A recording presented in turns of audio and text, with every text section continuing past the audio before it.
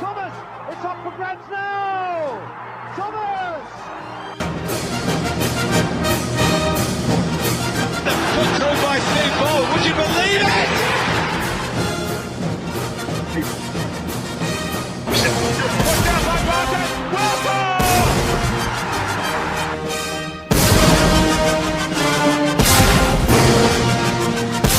Patrick Vieira is in for Arsenal and sweeps it home. It's Bergkamp. That's magnificent. Henry stripped it away from Carr. Henry!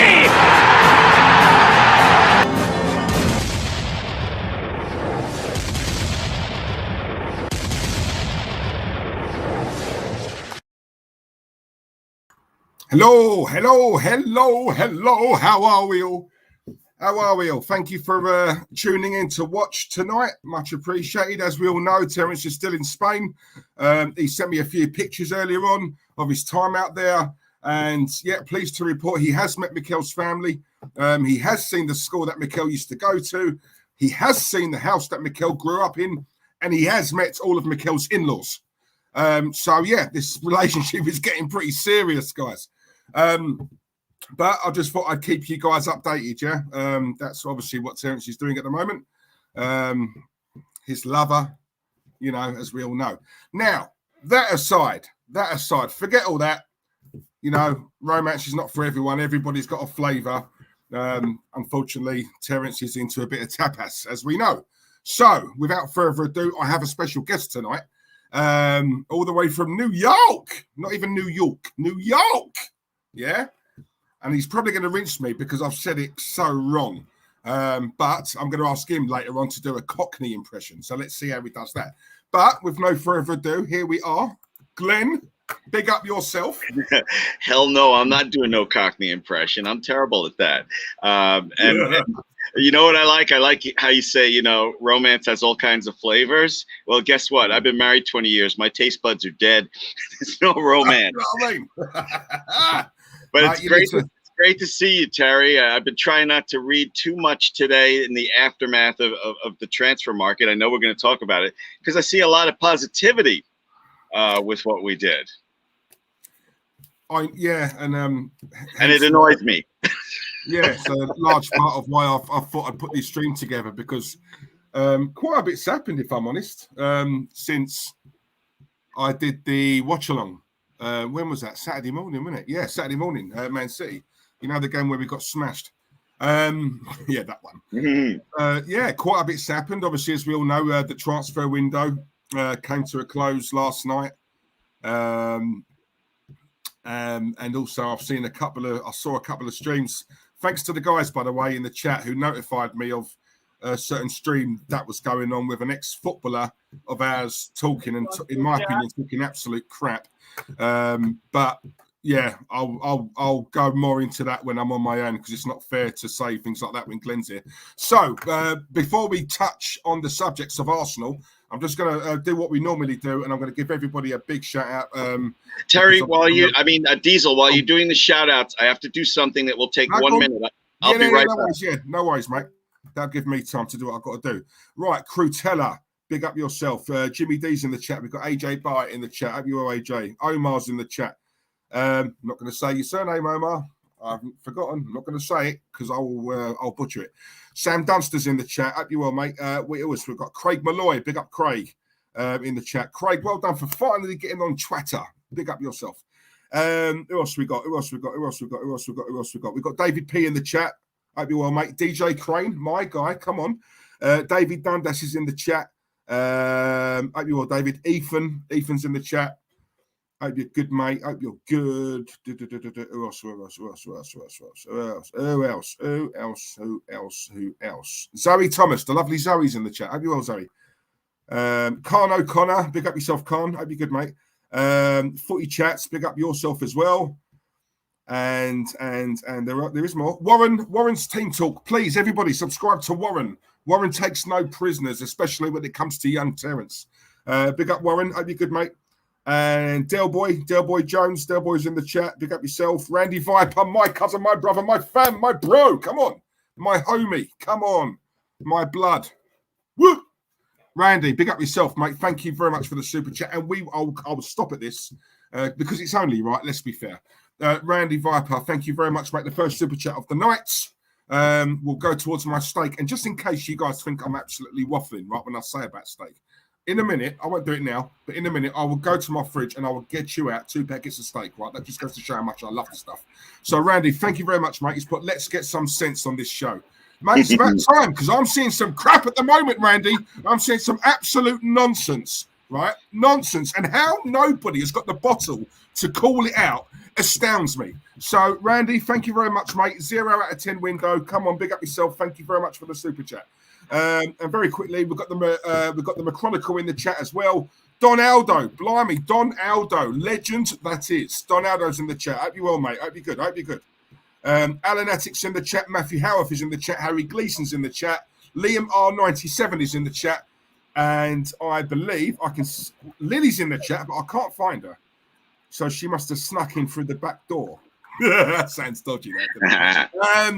Feng Sports is in the chat. Ryan BKJN is in the chat as well. I think that's about it. Right, let's crack on. Right, Glenn.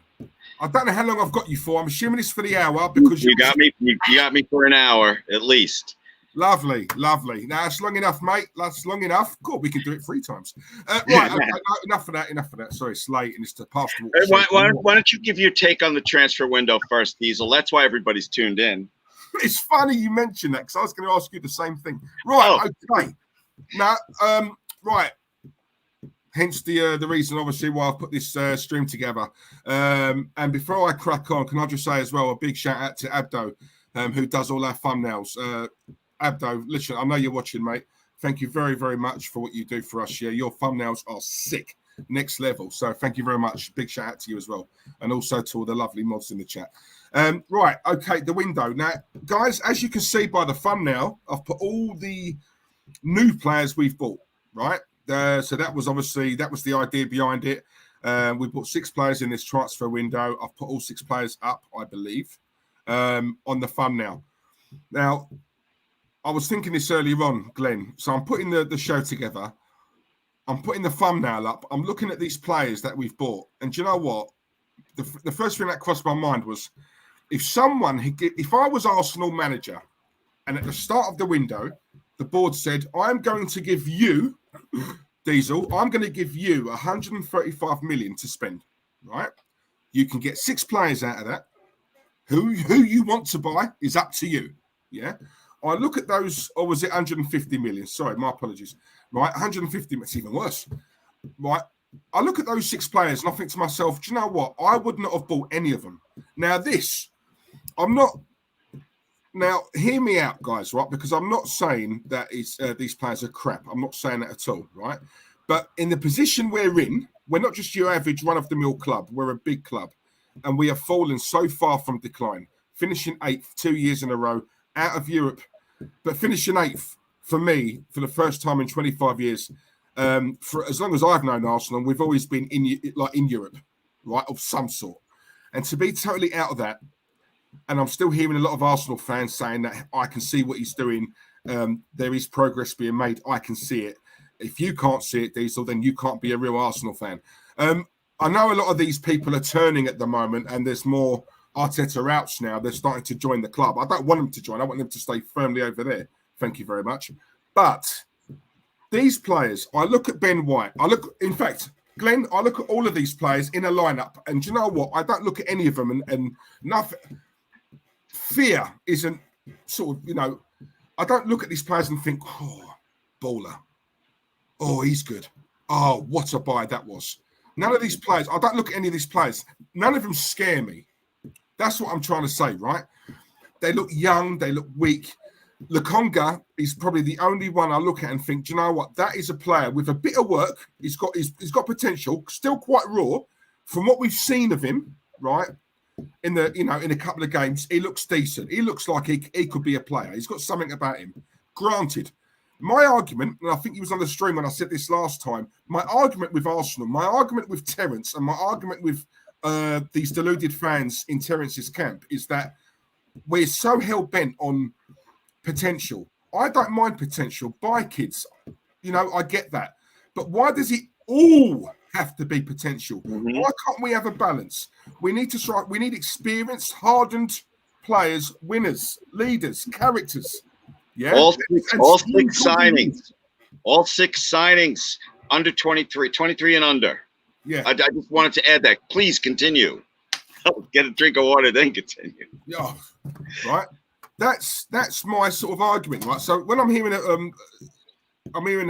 lot of people at the moment, you know, marking this transfer window as 8 out of 10, and in my head, surely they must be having a laugh. They must be. They got to be. Now, I'm going to ask you, Glenn. In your opinion, your honest opinion, what do you mark this window? And do you agree with anything I've said? I mean, like, what's your take on it?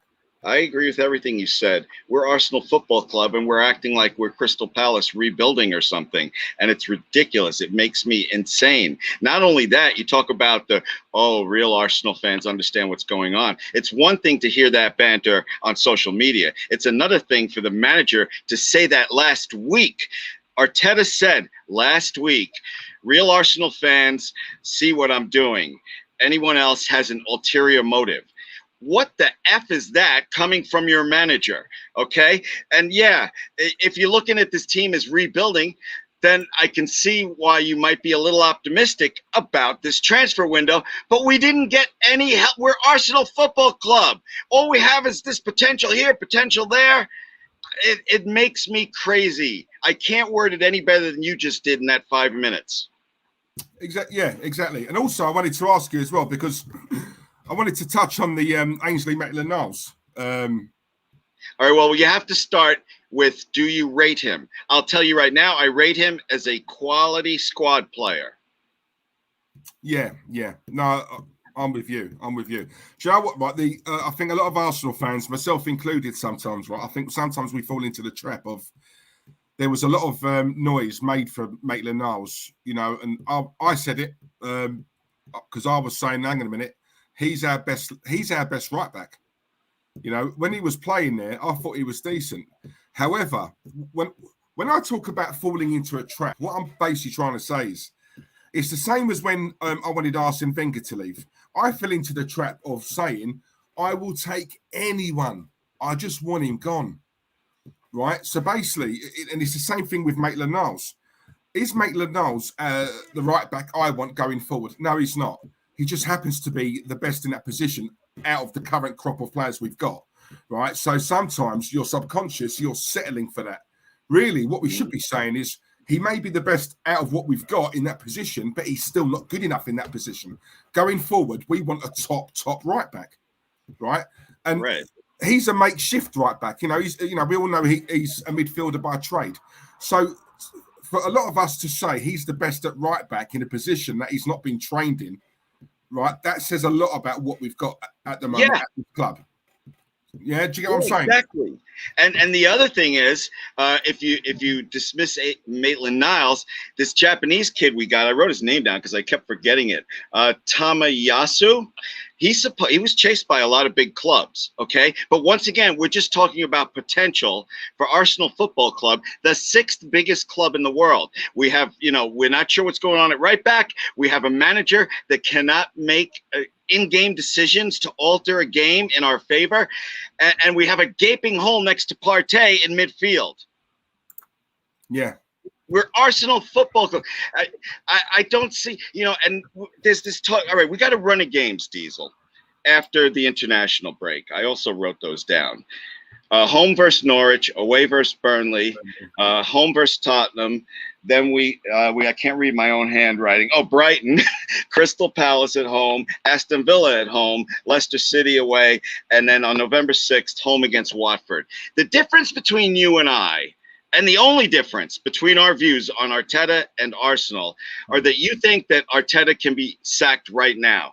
I say with 150 million spent on these 6 prospects he wants, he's got at least a month before he can be sacked. What do you think of that? Have you changed your opinion on that? Or do you believe that he could be sacked if we lose to Norwich when we come back?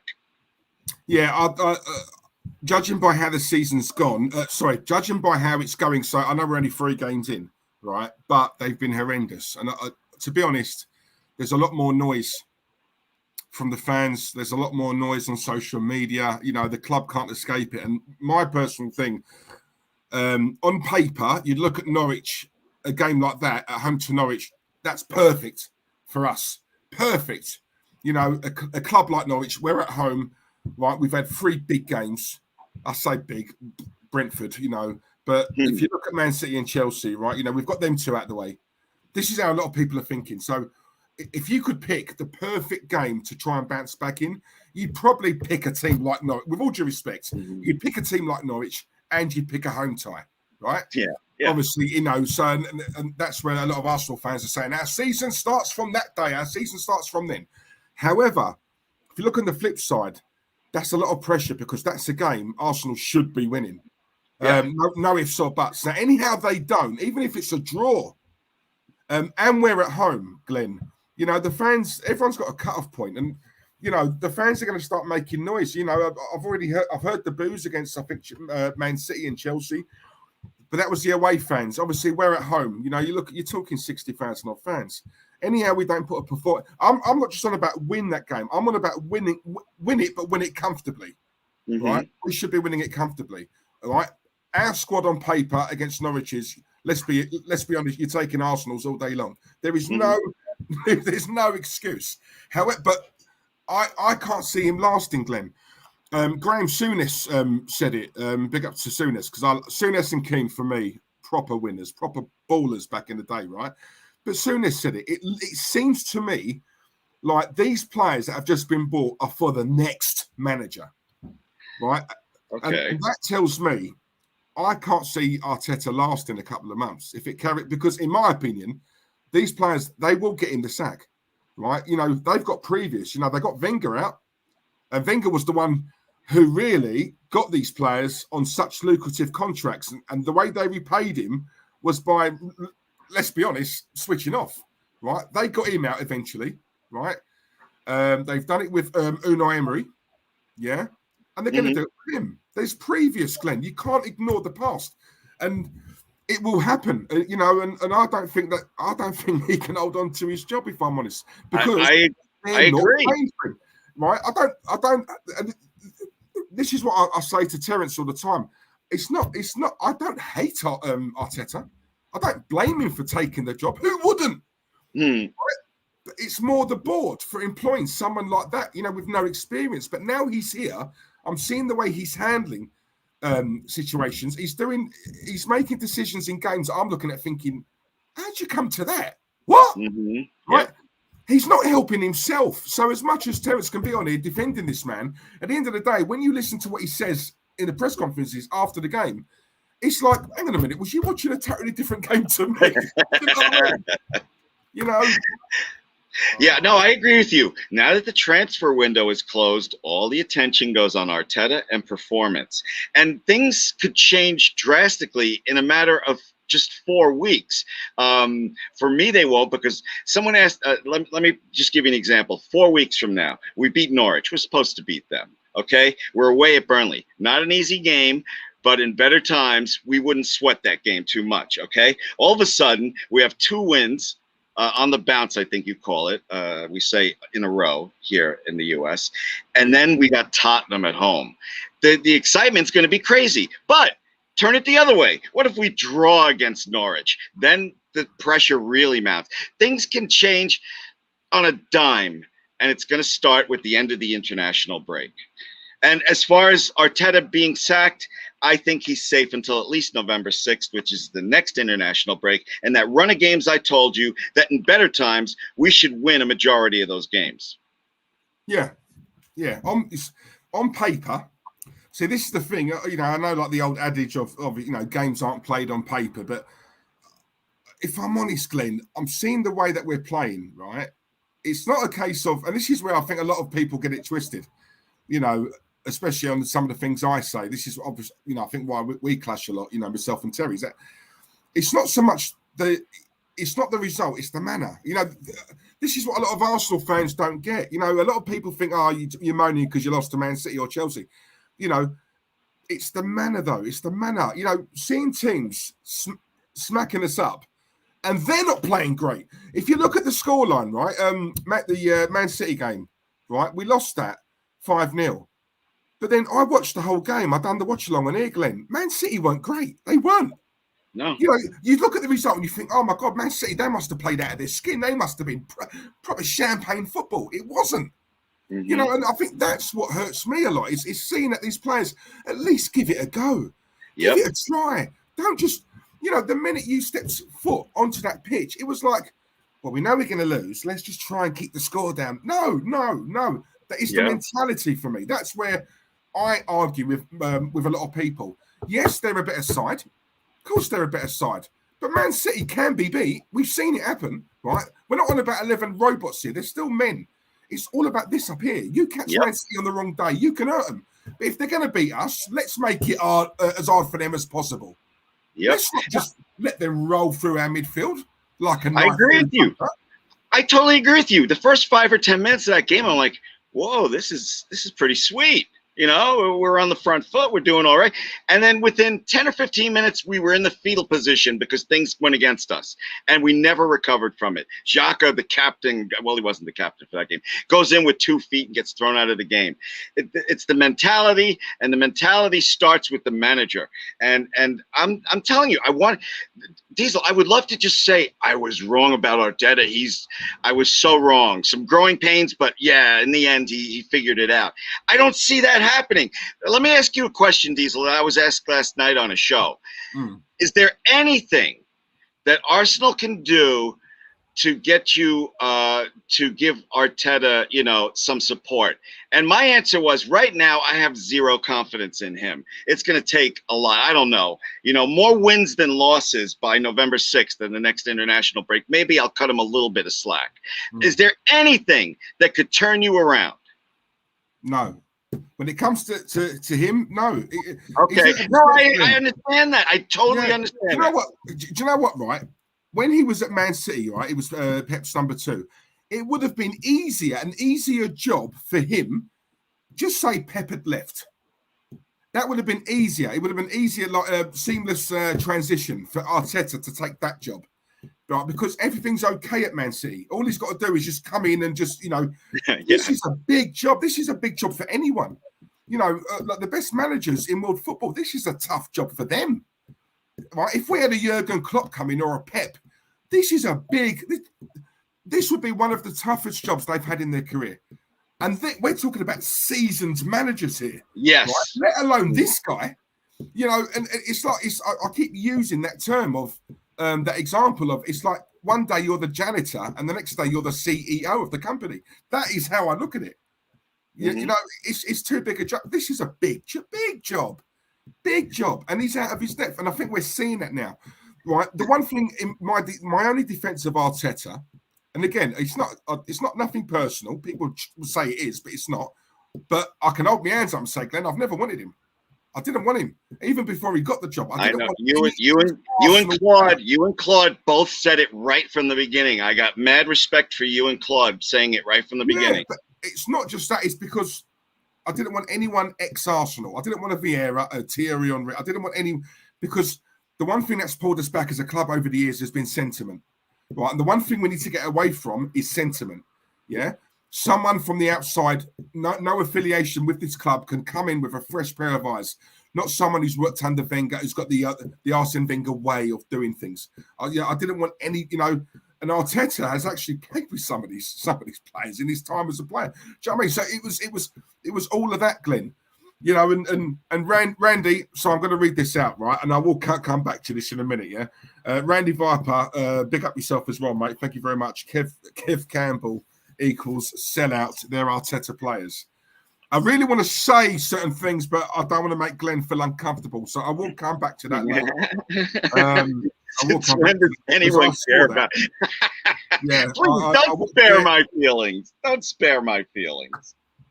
I try to stay nice. I'm like, this is controlled anger right here, Diesel. I'm fuming that we didn't get someone to play next to Partey in that transfer window. Even aouar for 20 million I would have taken.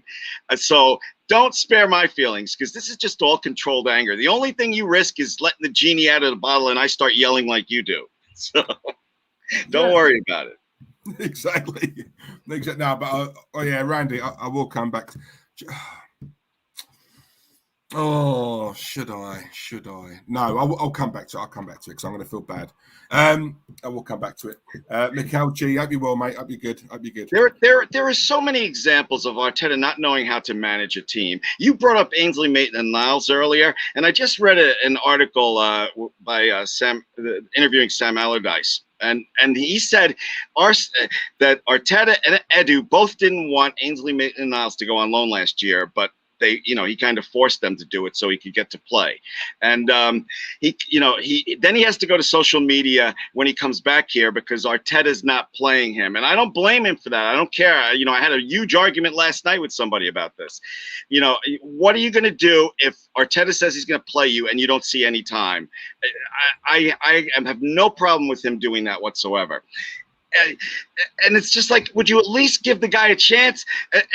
And now at right back, we have two choices, Maitland, and for me, Maitland-Niles or the kid whose name I keep forgetting, Tamayasu, who's supposed to be really good, but once again, not proven, as you said earlier.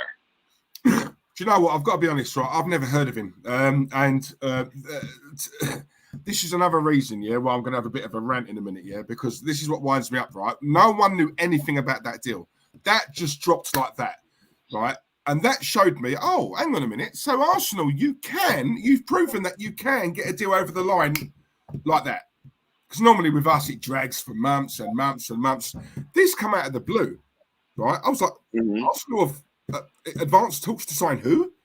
Right? And then obviously throughout the day, it was getting closer and closer, past the medical. And then I see a picture of him with the shirt on thinking, my God, quite quick. So, what worried me though, Glenn, is that screams. Listen, I'm not knocking him. I don't know him. I haven't seen him. But there was a part of me that thought that screams of panic buy. And not only that, the first thing I did, as I'm sure everyone else did in the chat, I went straight to YouTube, saw a couple of clips, and from what I saw, he looks a baller. You got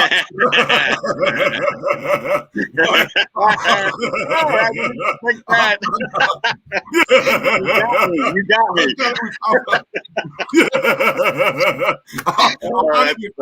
I've done it with other players as well. I looked at Sonogo on YouTube. I was like, oh my God, the next Ian Wright. I'm sitting here like, oh, I like this Japanese kid. I don't want to argue with Diesel. Oh, mate. That was funny. Listen, I can't go back on what I've said. Many a time on this stream, I've said, when I look at Bellerin, I've always said, listen, I'll take you, Glenn, over Bellerin. So I can't sit here. I can't sit here and knock it. From what I have seen, all joking aside, from what I've seen, he looks decent. And so do you know what? I'm not going to obviously, time will tell. We'll see. That could be it could be a shrewd signing, very shrewd, or it could just be a flop, right? But we have to see on that. The one thing we did need is a right back. We did need a right back. But you know what? The one thing I do want to touch on with you, because I want your take on this, right? I do want to touch very slightly on the Maitland-Niles situation because, and do you know what? Sod it, I'm going to say this, right? Randy Viper, your super chat earlier on. So, Mr. Kevin Campbell, absolute Arsenal legend. Grew up watching Kevin. I love Kevin. Kevin's come on the show a couple of times as well. Obviously, when Claude was here. Rest in peace to Claude. And lovely bloke. Really nice guy. I can't even knock him, Glenn. What I will knock is his opinion. Because for me, he was asked certain questions in a stream I saw last night, and he was ducking the questions, right? Listen, I didn't see the stream. What was he ducking? You have to give us some context here so we can. I'll touch base with you after this. But what I don't understand is this, right? It's okay because you know when you get certain players, it's like Martin Keown, and it hurts me in a way because these are legends of the club. These are players that I loved growing up watching, right? And I don't want to come out on here and say this and that about them because I love these guys, but I love them as players, right? And this again is where the sentiment has got to stop. Yeah, these were good as players, right? They're not players anymore, right? You know, and because they're ex-Arsenal players, it's like you can't really press them. Yeah, so I'm seeing some of these ex-Arsenal players on certain streams.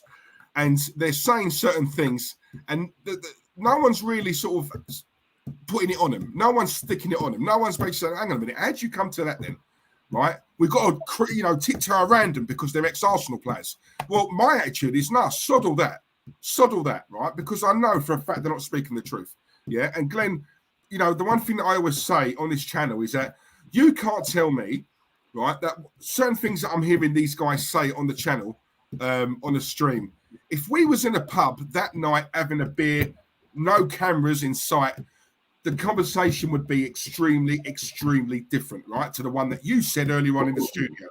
That is my argument, yeah? So to a point when I heard him say Ainsley Maitland-Niles was brought up, and Kevin actually turned around and said he shouldn't have done that. Whoever advised him to do that Instagram or that tweet or whatever it was shouldn't have done it. But then in the next breath, I heard him say, well, because of that tweet or whatever it was, because he's done it, they've now promised him game time, right? So he's now in their plans. So in my head, I'm thinking, so hang on a minute, how was he advised wrong then? So if it's me and I can't get a game for love nor money at the Arsenal, and then I put a tweet out saying, I just want to go somewhere where I'm wanted. I just want to go somewhere where I want to play. Rightly so and all. Rightly so. Right? Got the World Cup coming up. He's got his eye on that. He wants some game time. Yeah, he's a young player. It's a short career. I get that. But if I've done that, if I've done a tweet or an Instagram or whatever, Glenn, and it's opened the door to a meeting with the manager and the board, and then they've turned around to me and went, Diesel, do you know what? Look, here's what we're going to do, right? We know you're unhappy. So, look, let's come to a compromise. What we'll do going forward, we're going to give you more game time. We're going to give you this. We're going to give you that. In my head, whoever advised me to do that tweet, I'm going to shake their hand because it's opened the door, isn't it? So how is it wrong? So this is what do you know what I mean? And also these ex-Arsenal legends, and that's what they are. Let's have it right. They're legends, right? It annoys me more coming from these guys because they've been on the inside. We haven't. They've been on the inside. They played under a fantastic manager, the best in my opinion of all time, Arsenal, George Graham. Where all these ex-Arsenal players talk about is standards, Glenn. Years ago, we had standards. You couldn't pull that under George. He'd have your guts for garters. You couldn't do that. George would have you. You couldn't misbehave like that because you wouldn't play for 6 weeks, no matter who you were, right? They're talking like they had standards back then. So when I hear some of these ex-Arsenal players talking now about Arteta, and saying, well, it's a process, and we got to believe, and he's not had his full team out there, and it's excuses. It's a load of crap, yeah. And you guys in the chat, and I know look, we have a very intelligent chat room. If you guys want to fall for it, you can. Me personally, I'm not. I don't care who it is, ex-Arsenal legend or great or not. If they're chatting crap, I'm going to call them out on it. It's as simple as that. I spoke 10 minutes straight, Glenn. Here's my opinion on that. I also have total respect for Kevin Campbell, but go back to what you said earlier. These footballers are just men when you're talking about going up against Manchester City. And what you cannot expect, whether it's the smallest YouTube channel or the biggest YouTube channel, these are not professionals interviewing these players and following up with questions. I'll give you an example. After the Chelsea game, I saw someone ask Kevin Campbell, Arteta's on the sideline screaming at the players, and Tuchel's just sitting on the bench chilling. Can the players even hear Arteta when the crowd is screaming like that? And Kevin Campbell said no. And no follow-up to that. No follow-up to that question, because it seems ludicrous to me that he's yelling out at the players instructions and no one can hear him. So my next question to Kevin Campbell would have been, does he have hand signs? Does he have a player that comes close enough to hear him that relays it to the rest of the team? But they just left it at that. They just left it at, no, the players can't hear him. So you can't expect these YouTubers to follow up on questions when a former footballer says something controversial. Do you understand what I'm trying to say? Yeah. No, yeah. I understand. I think that if Arteta had press conferences where he had to talk to Arsenal supporters, he'd be in the corner crying because they would ask real questions. But these reporters don't ask real questions to him. You know what it is for me, right? It's a case of with a lot of these ex-Arsenal players. And you know what? I will give us a big up, a shout out to Kevin, because Kevin's one of very, very few who actually have the time to go on people's channels and streams. He hasn't got to do that, but he does. You know what I mean? So listen, you can't even knock him for that. No, I got mad respect for him. I was just talking about follow-up. No. Yeah, that's what I'm saying. So when I say what I say, I'm not knocking him as a man or anything like that, because he's a lovely bloke. It's the opinions, Glenn. It's the fact that, every time I've seen him on a channel, I look at the host and I think, hang on, how are you not pressing him on that? Like, you've asked him a question, he's giving you more or less a one-word answer, or he's gone around about it, in a politician's way. Yeah, right? He's not really answered the question. Listen, he's obviously media trained. He's very good at what he does. You know what I mean? Same with Arteta. They're very good at speaking to the media. But I'm not into all that. I want layman's terms. Break it down to me in English. I asked you a question. Is it A or is it B? Right? I don't want to hear anything else. Pick one. Is it A or is it B? Well, the thing is, no. Is it no? You didn't understand the question. Let me ask you again. That's what I would be like. That's why probably none of them want to come on it. Yeah, because they get called out. I'm not into this. Oh, I must be, tiptoe around this person because he's an ex-player. No, sod all that. I want to know your honest opinion. Do you know what I'm saying? And a lot of it is because they've obviously still got media duties at the Arsenal, or they still get free tickets, or they still get this, or they still get a champagne, or whatever it is, right? But that, for me, for someone who's been there, played under a great like George Graham, around the time where Arsenal were up there, Glenn, standards, they had principles, morals, class. Style and class. You've come from that school. You've come from that. You're seeing what's going on today, and you're not calling this out? From where you've come from? No, I'm not having it. Sorry, no. But no one calls these players out. Why? This is what I'm saying. It winds me up. I know this decline has been frustrating on so many levels. I don't know how, it doesn't. I understand why social media is insane right now, Arsenal social media, because it's frustrating on so many levels. This is the beginning of the season. We're supposed to have some hope, something to look forward to. This transfer window tells me, you can look forward to next year, maybe. Yeah, but not with the same manager right now. It's just, I never experienced where all hope in a spanking brand new season is gone after 3 games. But that's the way I feel.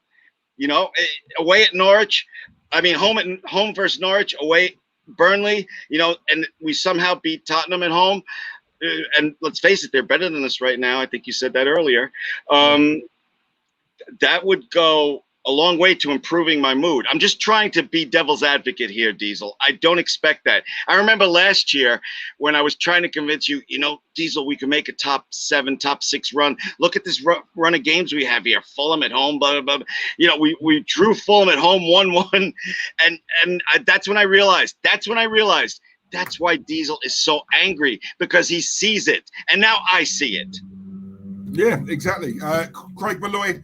Sorry, mate, your super chat has been up here for a while. Craig, big up yourself. If you hire a clown, you will get a circus, and that's a fact. Craig, thank you very much, mate. Really appreciate that.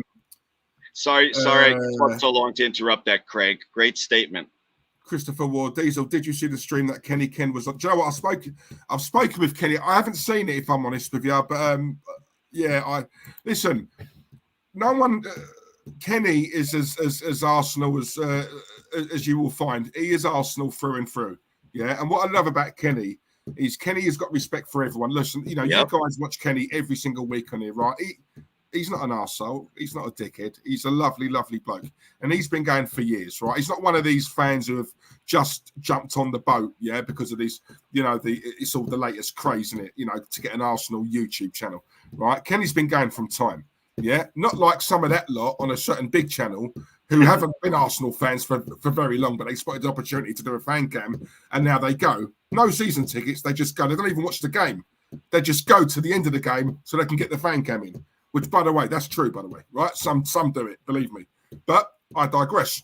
Kenny is as Arsenal as you can get. He's for Arsenal through and through. And Kenny, like me, will not be told by someone, ex-Arsenal player or not, right? No one can educate Kenny on this club, right? So at the end of the day, we can all see what's going on, guys.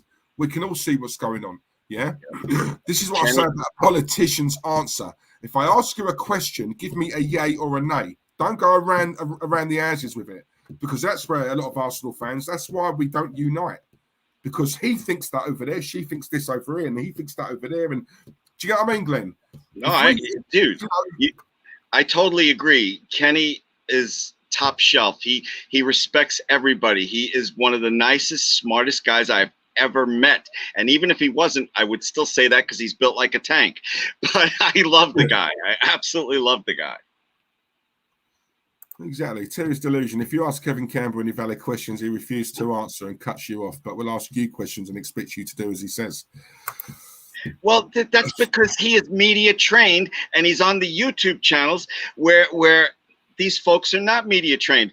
I do suspect, though, that if Kevin comes on this show and you are asking, he won't after this. He might come on with Terry's on. He'll come on with Terry's on, but he won't come. But listen, that's fine. That's fine. Because I've said to Terry, listen, there are certain people who will probably come on if it's just them and Terry, right? That's not a problem. And I've said that. I've said this to Terry. Just let me know when. I'll step away. I'll be in the chat. You know what I mean? I ain't got to be on it. Because Glenn, I'm too straight talking. A lot of people, they don't like it. They don't like it because I see through their spin, right? And there's quite a few, and they're doing it for the wrong reasons. They're doing it because obviously whether it is they want to get into the media or whatever, right? I've got no issue with anyone wanting to progress and go down a certain career path. That's fine. Yeah, but you've got loyal followers who watch you week in, week out. Yeah, don't you owe them a responsibility to at least tell the truth and tell how it is? All right, you don't have to be as direct as me. Yeah, there is certain channels who are saying the exact same thing I am, Glenn, but they word it in such a nice, professional way. Yeah, do you know what I mean? No, I get it. You have me in uncomfortable territory. I guess that's what you were talking about earlier. I have some friends at that big network, and I love them to death. But when you get to be a big channel, you also have to worry about your access, when you say things. And, I just, having worked in radio for so long, I know when you have to tiptoe around stuff, like when we would have politicians on that we had, on my morning radio show, and we were told, you can't ask this question, you can't ask that question. So, as you get bigger, there are more hurdles to climb when you're trying to be honest about things. That's the thing I love about you, is that you're completely honest. And I bet you Kevin would come on with you. I bet as long as Terry's there, to offer a little balance. Kevin to me seems like the kind of guy that would love to come on with you. And it wouldn't be like, oh my God, this guy isn't asking me nice questions. He's used to that. He played for Arsenal. So, but you understand what I'm saying? But this is what I'm saying, right? I get like the, if you get perks from the club, I'm not saying that, I don't know, right? But, let's just say it is that, perks from the club, or you played for the club, you love the. I know Kevin loves Arsenal. I know he does, right? I know he does, yeah. Unlike some of the other lot, I know he does, right? But he's saying certain things, Glenn. I'm looking at it thinking, hang on, but you don't come from that, Kev. You don't come from that. You don't. The Arsenal today should shock you more than any of us, because you've been on the inside at a point where the standards were so high, the psyche was right. The mentality was strong. You played with men, proper men who could mix it, Yeah, Glenn, I say this all the time, right? The Arsenal of old, you see them, in the tunnel, waiting to come out, right? They're looking over the to the opposition. Tony Adams, Bold, Keown, all of them. They're basically looking at them thinking, right, how do you want to play today? How do you want to play? If you want to play ball, we can play ball. You want to mix it? We can mix it. How do you want to play today? Do you know what I mean? We that was how it was. We won. So many games were won in the tunnel before we even set foot on the pitch because we had proper men who could mix it, play, fight, this, that. And you look at it today and I'm thinking, surely you've got to be looking at this, thinking, hang on a minute, this is so far from what I know.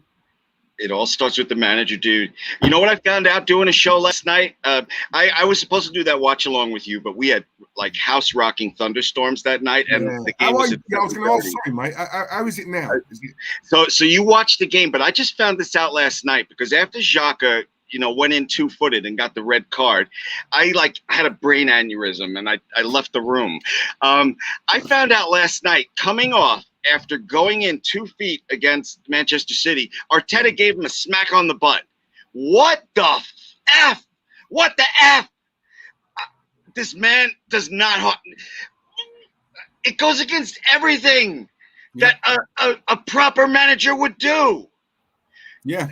Did when you were doing the watch along, did you see that? I didn't see it. No, I didn't until I saw a tweet. Someone put something along the lines of that, and I thought, did he? So then I had a look, and it was a case of, don't worry about it, Granite. Don't worry. It's all right. It's. And I just thought, hang on a minute.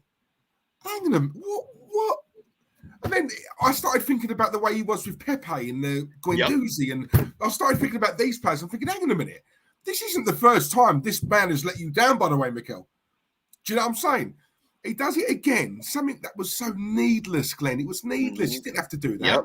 Yep. You've now put all your teammates in the mud just by doing that. You've let everyone down. But then I saw the tap, and it was a case of, so Granit's now seen that. He's had the tap, and he's walking away thinking, oh, got away with that one. Do you know what I mean? Randy, my brother, my cousin, my homie, my bride, my family, my blood. Thank you very much, mate. The way Kev spoke to Kenny Ken was condescending.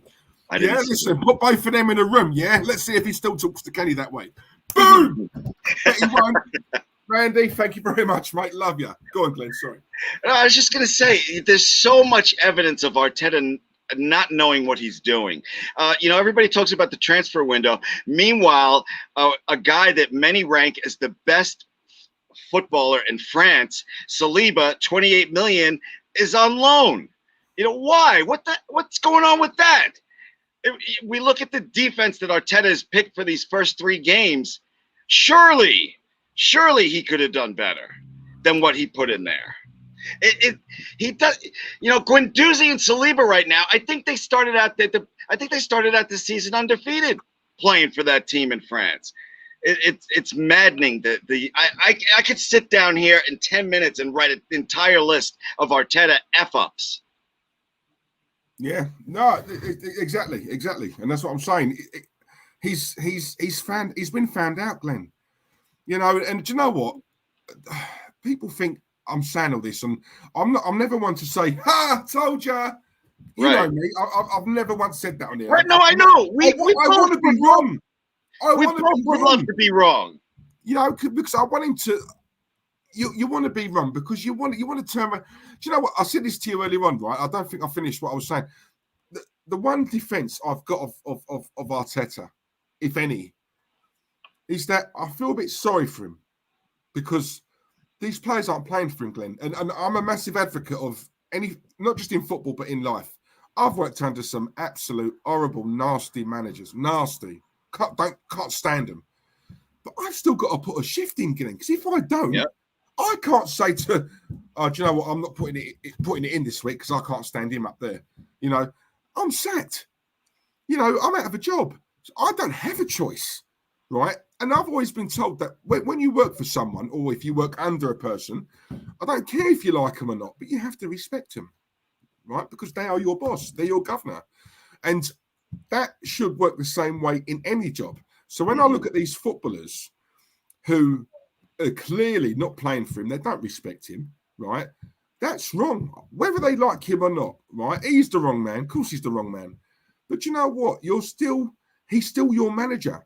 You still got to put it in. And if you're not going to do it for him, do it for your teammates, right? Because all these players have got their kids in the stands watching them, right?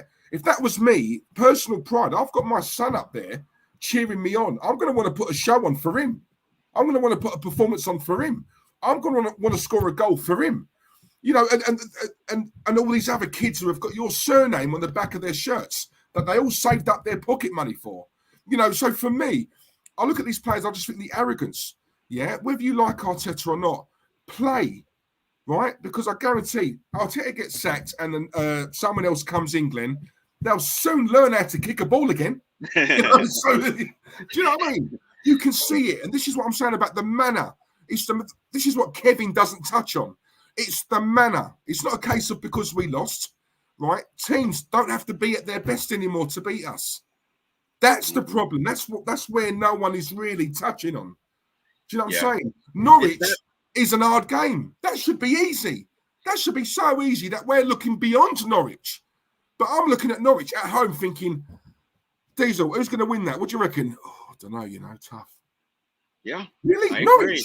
Yeah, but you just can't call it with Arsenal. You just don't know what Arsenal are going to turn up. We are not that much improved from last season. Of course we can draw or even lose to Norwich. I agree with you. There's that little part of my brain that still thinks like the old Arsenal. 3-4-0, if we have a good day. It's not that way anymore. It's not. I'll take 3 points any way we get it. If it bounces off of aubameyang's ass cheek, I'll take it. The winning goal. We just need points right now. Diesel, I'm not. I can rail about Arteta being the wrong guy because he is the wrong manager for this club. But I can also hope that we can win our first 2 games against Norwich and Burnley and go into Tottenham saying, okay, we can be 3-3 after 3 wins, 3 losses after this, and we beat those jerks. So I can try to think like that, and still I have no confidence in that. No confidence at all, but I can hope for it. Yeah, exactly. And this is what I'm saying. I look at Norwich, Glenn. I look at Burnley, and I just think, I look at the Burnley game, and I think to myself, do you know what? On paper, we've got better players. Fact, we have a better squad, right? But where we lack is physicality, and I can just see Burnley. If I was Sean Dyche, I'd be saying to the players ahead of that game, I'll just be saying, do you know what? Do what you guys do, because we know this team is weak. We know that. We know they've got a soft centre, right? Get in their faces. Punch him in the mouth. If we try and match them skill for skill, we're not going to beat them, right? Get in their faces. Do what most teams do to Arsenal. Bully them. Yep. See if they fancy it today. See if they fancy it. Amen. That is exactly how they're going to play. Mm-hmm. And I look at it and think, if that's how they're going to approach us, I fear for that game. I agree. Someone else brought this up that I didn't realize last night because I was just railing about Xhaka and his red card. You know what? Xhaka suspended for 3 games. So maybe Lacazette could come in there and show us a little of what he's got. And perhaps play so well that he keeps Xhaka on the bench when he comes back. I know that's another friggin' pipe dream, but I can hope. That's another thing I'm hoping for. Xhaka suspended for 3 games. Lacazette go in there and kick ass and keep Xhaka's ass on the bench. Yeah. I'll tell you. I'm just trying to pull little positives here because we've been so negative. Yeah, listen. Is it negative though? No, I don't mean. I always use that word negative, and it's a terrible word to use. I feel I'm being realistic, just as I feel you're being realistic. Arteta has given us more than enough evidence to know this job is too big for him. So I'm sorry that I keep saying negative. I don't mean to say negative. To me, it's crystal clear. This man, he should have started with lower clubs. Instead, he puts his training wheels on as manager at Arsenal. Unacceptable. I want to ask you a question, right? But before I do, let me just quickly reel up. It's a serious question. I want to get your take on something. And I want you to be honest. I always am honest. That's why I love you. You're always honest. I'm always honest. I won't bullshit you. glad you said that, because you don't know what I'm going to ask you. But right, let me just get these super chats out of the way. Randy Viper, my brother, my cousin, my blood, my family, my bro. Come on, my homie. All right. Randy Viper, thank you very much. Kevin, now I'm scared of your question. Yeah, I know, that's why I thought I'd say it like that. Kevin, like Terence, thinks the fans like us are idiots. Oh, Listen, no. He's just a guy with an opinion. He's just a guy with an opinion, and we disagree with him. And I don't think he tells the whole truth sometimes. I don't know why. Only he knows why. Ricardo, time to bring back exposing Terry videos. To be honest, Ricardo hasn't got. Listen, I expose Terence every single week.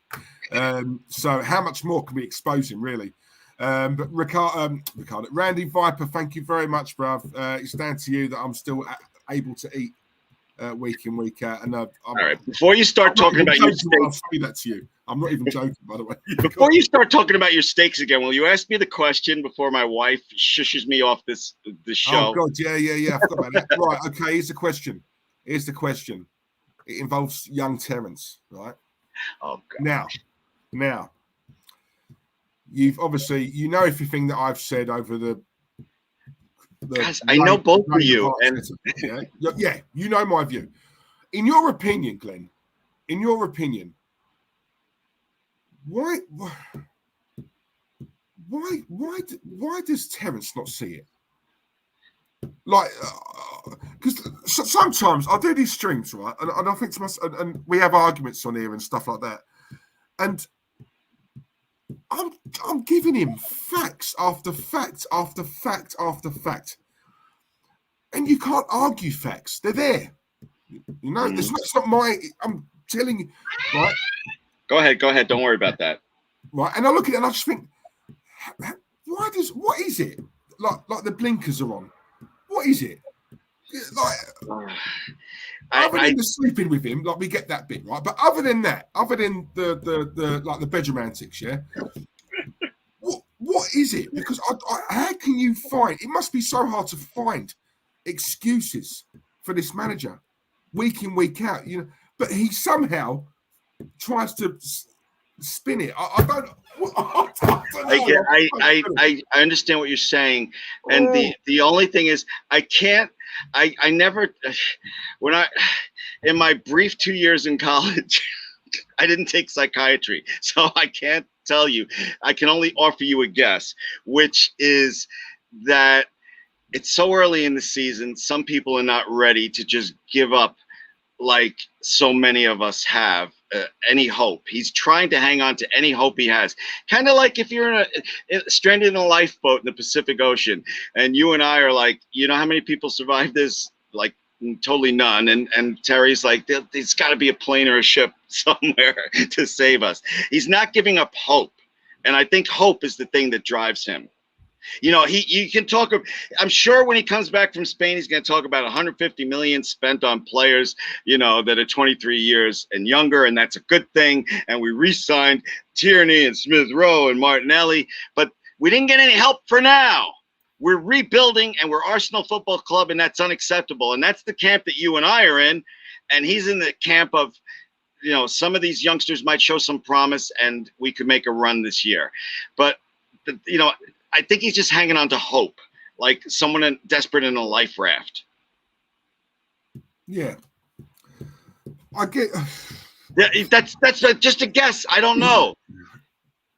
You know, it's tough to give up hope. Without hope, there's nothing. That's why I say to you, if we beat Norwich at home and Burnley away, and we go into Tottenham with a chance to be 3-3, you know, I'm still going to think Arteta's the wrong guy because it's just a start, but I'm going to be happy and maybe a teeny bit hopeful that things can turn around. But no, do you understand what I'm saying? That it's not that I can't, I think Arteta makes me angry every time he talks. It's gotten to that point. He won me over with his first press conference, and now I just see him like some sleazy empty suit. That's the problem right there. See what you just said there? That's the issue that sorry to say, but that's the issue that I've got, right, with a lot of Arsenal fans, because so many fans didn't want him in. He does one press conference, and I just saw people doing a complete 360 on him. And I say this all the time, Glenn, you know, I look at Unai Emery, not speaking a word of English when he first got this job, right? Was offered to do his first press conference in Spanish, but he said, no, I want to attempt to do it in English because I'm in England. And yes, it wasn't great. Don't get me wrong. But you know what? I applaud anyone who tries. Yeah. Mm-hmm. And you know what? No one talks about that because for me, that was more impressive. Arteta with the buzzwords process and rebuild and project and all this, that, and people get taken in by it. And it's like, wow, I like the sound of this. And I think that's where a lot of people went, woo. Do you know what I mean? It was a complete 360. Football nowadays is a lot. There's a lot of ego in football. You know, there's a lot of players who look at the manager and like, who are you to tell me? You want to speak to me? You go through my agent. You know, there was a lot of that at the moment. So when I say about an elite manager, someone to come in, a dressing room. Imagine, Glenn, you got all the players talking right amongst themselves. A top class manager comes in, yeah. Right, I'm listening. Go ahead. I'm shooing my son away. Keep talking. A presence and an aura about them. Yeah, those players will soon stop talking to each other, sit up, and listen to the manager. It's that aura that this is a manager who's been there, done it. He's a winner. Mikel Arteta walks in. Look up, see him walking. Oh, it's only Mikel. Anyway, as I was saying, that is how I look at it. That's how I'd like to just real quick address DJ Crane's comment. Have you guys heard Xhaka's interview with Swiss Reporter? Doesn't apologize or anything for the red card. Dusts off his shoulders more than anything. Arrogant bastards. Why should he apologize? The manager gave him an attaboy as he was coming off the field. This fraud of a manager gave him an attaboy as he came off the field going in 2 feet and getting a red card against City. Not, what? So, yeah. Good point, DJ. Yeah, DJ Crane, big up yourself. And you know what? If that is true, I've not seen that, but if that is true, that just goes to show. Because even when he told the fans to F off, he didn't come out and apologize after that. If you could remember rightly, he didn't. Right? It was a half-assed apology that he gave, and when he finally did it 4 days later. Yeah, but from what I remember, it wasn't even an apology. He was basically explaining why he said what he said, but he didn't actually come out and say, I'm so sorry, heat of the moment, or whatever. He didn't say anything like that. He just explained why he did it. So for me, that wasn't an apology, and that was the ultimate betrayal to the fans and the club. Then he does what he did the other day, and again, doesn't come out. And for me, that smacks of a player who does not give a toss about the club or the fans. No. Because even if you're not sorry, you come out.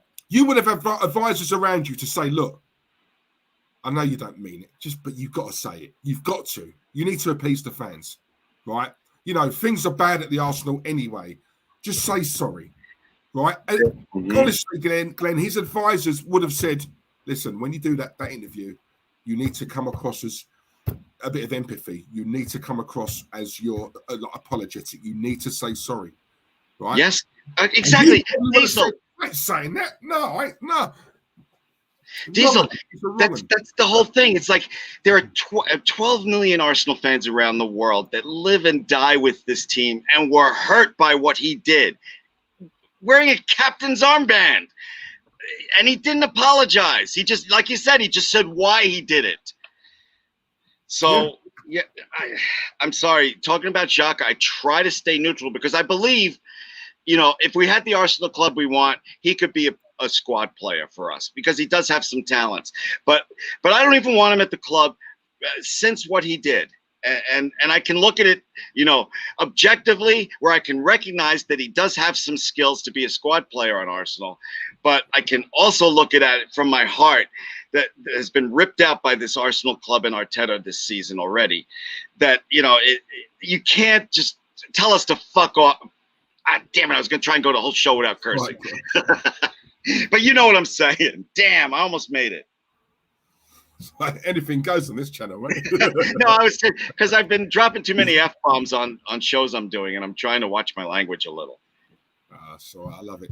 But I have to go. She's gonna text me a second text any second now. Yeah, so no, we don't want that, Glenn. it was really.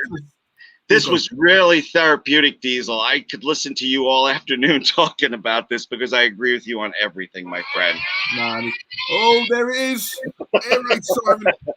Listen, all joking aside, thank you, mate. Listen, you know how much I love you. My pleasure. Oh, by the way, if you haven't checked it out, folks, please check out the FUBAR video I did. And I'm going to start another video for you guys tonight for the international break. You'll have that in a few days. Thank you very much. And I'll plug that as well at the end of the show. Yeah. Okay. Thank you, Diesel. If my family doesn't drive me too crazy and you're still going, I'll be listening. Okay. Take it easy. Yeah. Give my regards to the family. Yeah. Terry's delusion. I honestly don't think these players have down tools. I just think half of them aren't what we regard as Arsenal standard. That's true. And the rest don't understand the system and playing pattern. Disillusioned. Do you know what Terry's delusion? I don't think it's any one thing. I think it's a mixture. Yeah, I think they're all factors. Yeah, but let's have it right. We're talking international players here. You know, like there is no excuse. Yeah, you know what I mean? They all got moves to this club in the beginning. You know, there must be something about them, right? You know, listen, they're not Arsenal standard, right? We know that, right? We know that, yeah. But they have down tools, in my opinion, yeah, because they're not even making a fist of it, yeah. What you lack in technical ability and skill, yeah, you should more than make up for it with regards to bravery and fight and passion and desire, right? Where are all these things, yeah? Because everyone says, oh, Arsenal, on their day, they can beat anyone, right? Well, we don't have that day often enough, right? These players have proved they can do it. Yeah, we've seen them win games that really they shouldn't have won, or people wrote them off, right? They can do it. It's whether they fancy it or not, right? It's whether they turn up. Everyone's talking like this Norwich thing. This Norwich game is going to be our season back on track. Our season starts then, yeah, right? But then the Arsenal I know, how do we know? Because the Arsenal that I know is a case of they just rock up at the Emirates. They see it's Norwich. Oh, what we've got to do is turn up. We're going to walk it today, lads. We're going to walk it. Sally Norwich, right? Doesn't matter if it's Norwich, Chelsea, Man City, Liverpool, whoever. You should be up for it week in, week out, right? Right, people are telling me Chig is here. Where is he? Pick up Chig. Right, yes. I'm going to get you on, Chig. I'll send you the invite, man. I haven't spoken to you in a minute. Chig,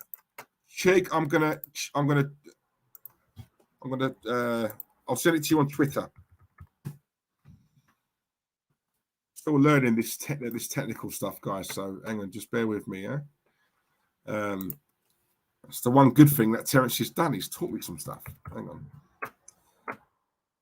Where is he? Where are you? Here you are.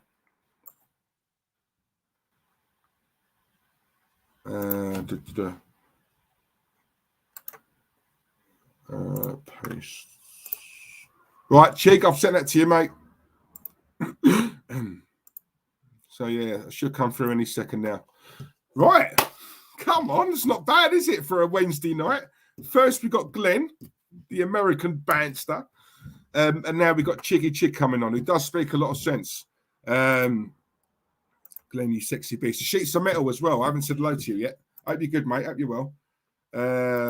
Yeah, we want Chiggy Chig. Chiggy! Who else have we got? Oh, Randy Viper. Tripod. You know my nickname. So I love about you, Randy. You know me so well. Tripod. Put Chiggy Chig on. He can explain himself. Now, listen, he ain't got to explain nothing, mate. He was under the spell of Terence.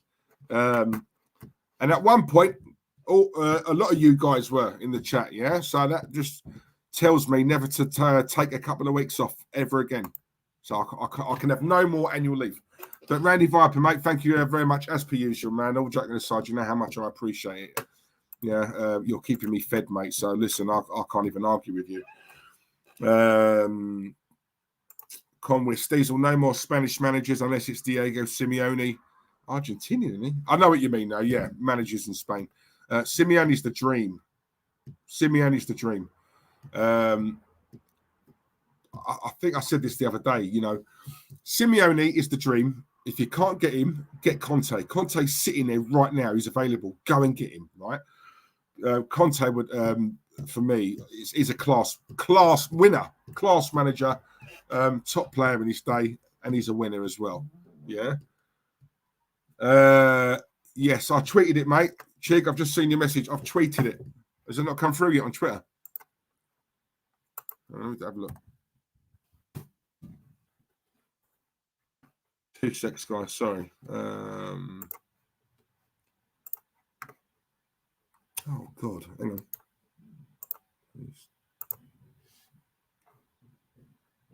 Oh, God. I've sent that invite to someone else. I'm so sorry. Chig, I've just sent it to you. You should have it now. Oh, God.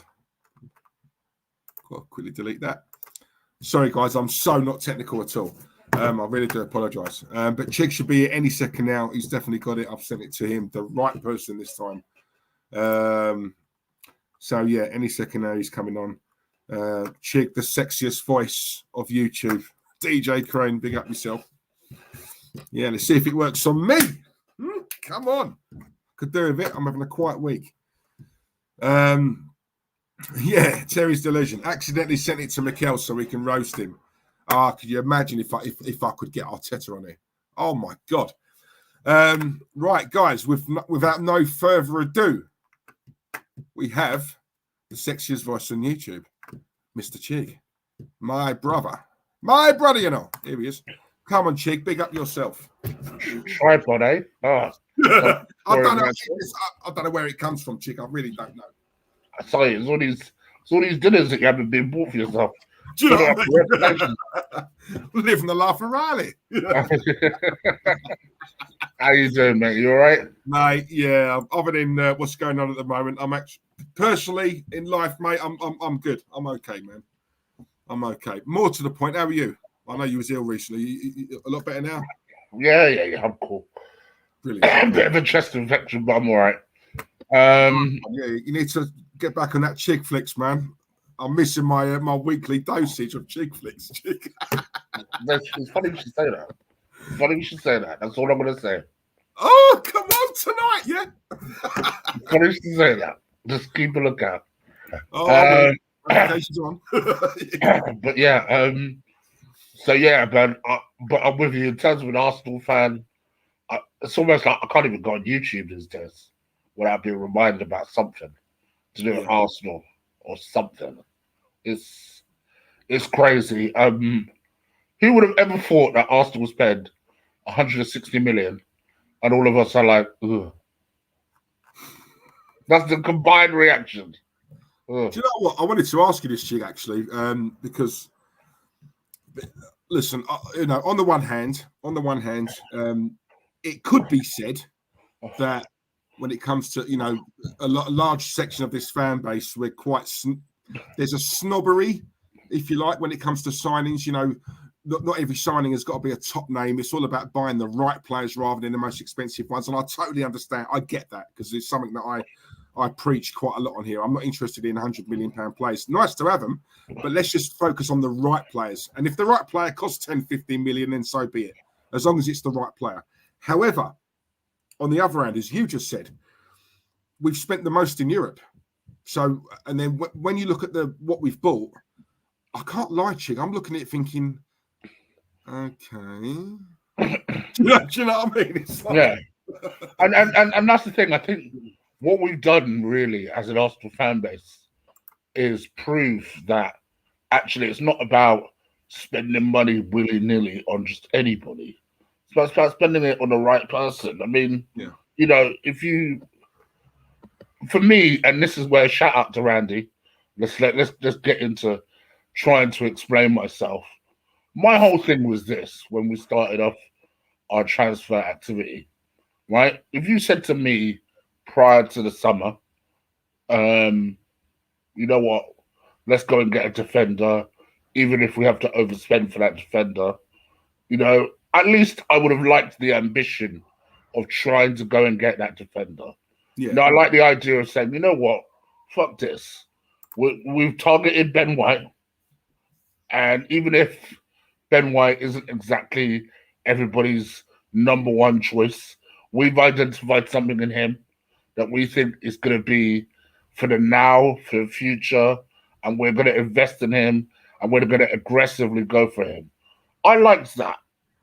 I liked that because I'd never seen Arsenal do that before. Yeah. Now, so what you're saying is it's not so much you love the fact that Arsenal went out and got Ben White. You like the way, you like the aggression. I like the aggression. He's 40 million. No, it's not enough. Okay, he's 45, not enough. Okay, well, so what do you want? 50 million. All right, he's 50 million. Now we want him. Do you know what I mean? Yeah. No, do you know what I mean? When was the last time we did that? Now, granted, don't get it twisted. If you had said to me who was the signing that was more important, a Ben White or a Basuma, obviously a Basuma is more important. Fact. But I liked the idea that, you know what, there had been a thought process. Now, as it turns out, there wasn't much of one. But at the time, when I thought, okay, we're targeting Ben White, there's a thought process. So I thought to myself, all right, cool. At least we're gonna we're looking to plan to do something. So I thought to myself, all right, cool. So I'm sorry, hold on 1 second. That's all right, they're gone. That's gonna be my mother. Bear with me. No worries, man. While you're doing that, David Dundas would have been Jose Antonio Reyes' 38th birthday today. Rest in peace to Reyes. Exactly, David. Rest in peace. Quality player he was as well. Walking to the side today, I'll tell you that much.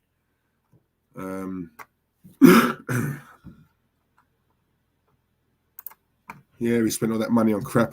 Big up to the Danny Boy as well, Danny Cook. Hope you good, mate. Yeah, we spent all that money on crap. I wanted 7 or 8 world-class players and get rid of the majority of our bang average players.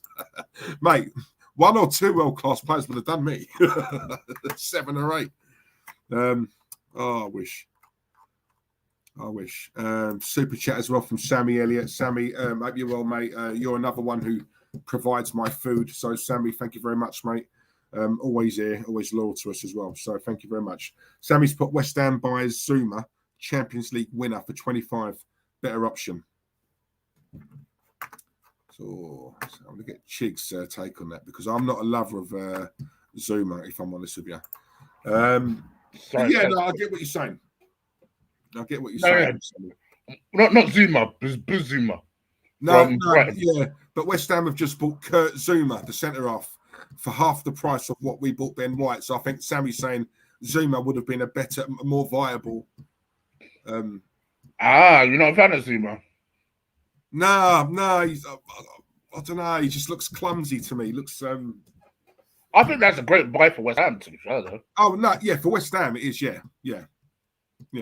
For West Ham, just buying a player and keeping them fit is a bonus for West Ham. But there you go. You see, you just said it yourself. It's we can't turn down our noses at them type of signings now. We're at that level. Where Zuma has to be a considered signing.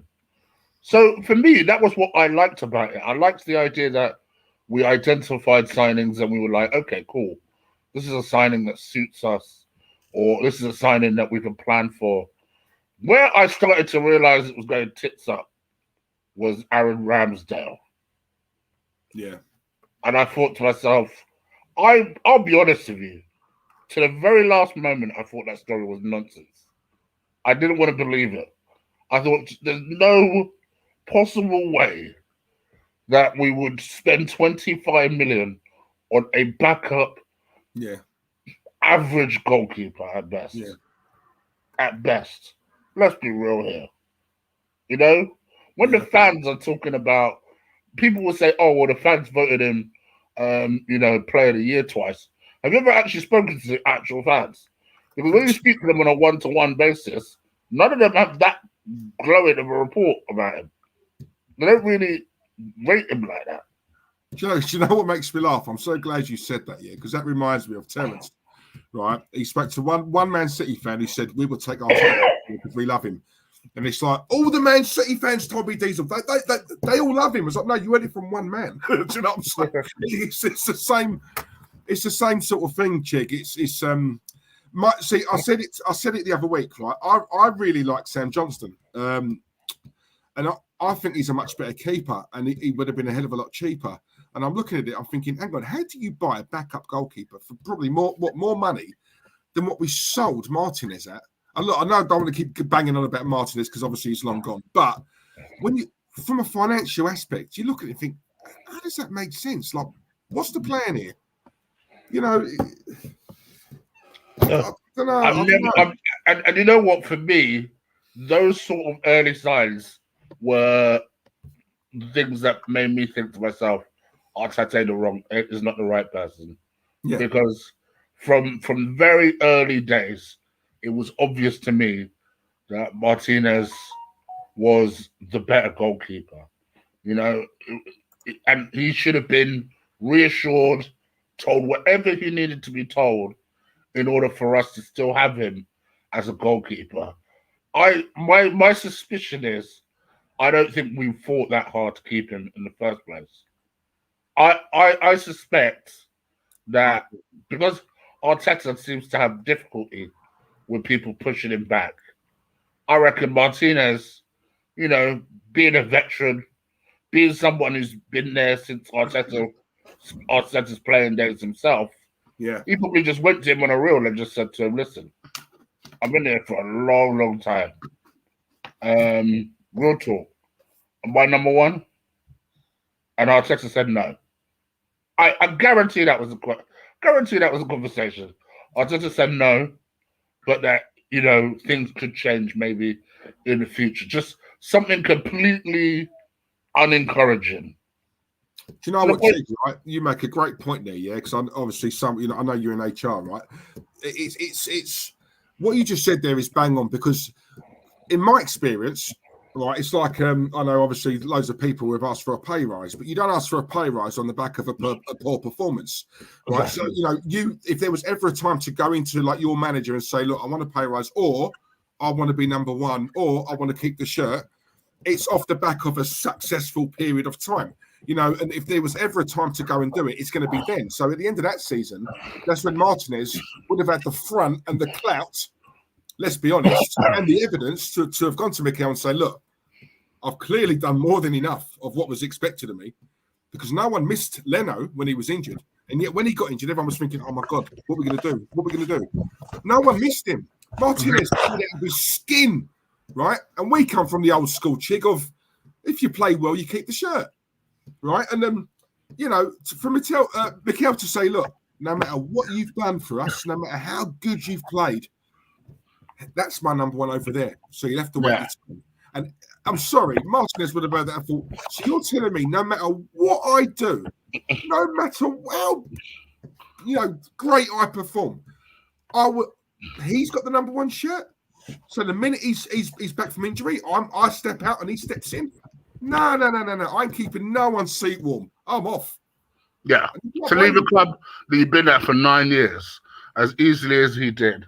I honestly think that was the conversation.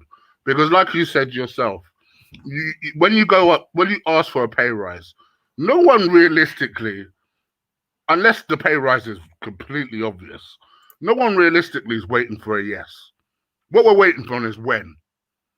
Yeah. That's what you're waiting on. When you go for a pay rise or when you're looking for an opportunity to progress, you're looking for a when. You're not looking for a, yes, let's do that now. Because you're just trying to be realistic. Yeah? So when Martinez is saying, all right, look, I've just kept pretty fucking well off the back of this season. What are you going to do for me? Well, nothing. What do you mean? Well, that's my number one. But of course, and he's got an offer with a really good team, with a team that has some history to it. Of course, he's going to bounce. That's why the Martinez one for me, of all the Arteta early decisions, that one was the one that hurt me the most. Yeah, I thought to myself, this guy clearly has got a clue. Clearly hasn't got a clue. And then I started realizing, oh, okay, so you're just shit with people who are young first and foremost, Ambitious, and secondly, who bounce things back to you. Like, I feel like all you need to tell Arteta is no, and he'll get tremendously upset. Yeah. Hence, Ainsley Maitland-Niles. Do you know what? I don't know how much of this stream you've watched, Chig, but see, we touched on that earlier on, and me personally, you know, I've got someone basically saying whoever advised him to send out that tweet or whatever it was, that Instagram post or whatever it was, has advised him wrongly. But then I'm hearing that it's actually opened the door for, you know, the club have actually, you know, come to him and said, look, we don't want to loan you. Here's what we're going to do, right? We're going to give you some game time. So what you want, we're going to, not every game, but we're going to give you a considerable amount more game time than what we would have. So my whole thing is, well, I mean, whoever's advised him has advised him right, because it's got things moving, isn't it? He's put them in a position where, look, you clearly don't want me, so loan me out. He's put them under. He's put them in a position where they got to, you know what I mean? Yeah, he's put them under initial. We put them under a lot of pressure initially. Yeah, because they will have to play him. They will have to play him, otherwise it will look really, really bad. Exactly. But by the end of it, I still don't think he will play anywhere near as much as he's looking for. I feel sorry for him because, yes, if you want to look at all the technicalities, was it unprofessional? Sure. Should he have done that? No. But at the same time, we also know the history of it. We know that he's technically correct. Like, you know, it's almost like there's always a last-minute decision on Ainsley Maitland-Niles. Then Ainsley Maitland-Niles will be convinced to stay, and then once he stays, he never plays. So I can understand the frustration if you're Ainsley Maitland-Niles. So I feel for him. I do feel for him. And I think that was, I don't know if you saw it, Chig, I think that was followed up by a comment from Saliba to basically say, look, you know, Arteta judged me after 2 games. He didn't give me a chance or something like that. Or is it a game, you know, and the 2 things in quick succession, and you look at it, you're thinking, hang on a minute, you're telling me Saliba, he turned around to Saliba and said, you're not ready. And when you look at what we're seeing here with Rob Holding, Chambers and Kolasinac, and if he can't get in front of that, then why did we spend the money on him in the first place? Yes, but exactly. Sammy Elliott's super chat, thank you much, Sammy, much appreciated. Once again, mate, thank you very much. He's put Terence thinks Arteta spotted Saka. Talent, it was Unai. Yes, you're right, it was Unai Emery. It wasn't Arteta. Totally right. But Arteta got Saka to sign a contract, so we must help. Sir Mikel. Why else would it sign, right? But no, go on, Chick. Sorry, mate. No, that's all right. That's all right. Yeah, I mean, and the Saka thing was interesting because when upon Saka signing, this is the thing that Terry does forget. Saka didn't thank Arteta. It was Unai he thanked. Unai was the one that spotted him. Unai was the one that gave him a chance. Unai was the one that nurtured him and nurtured his development.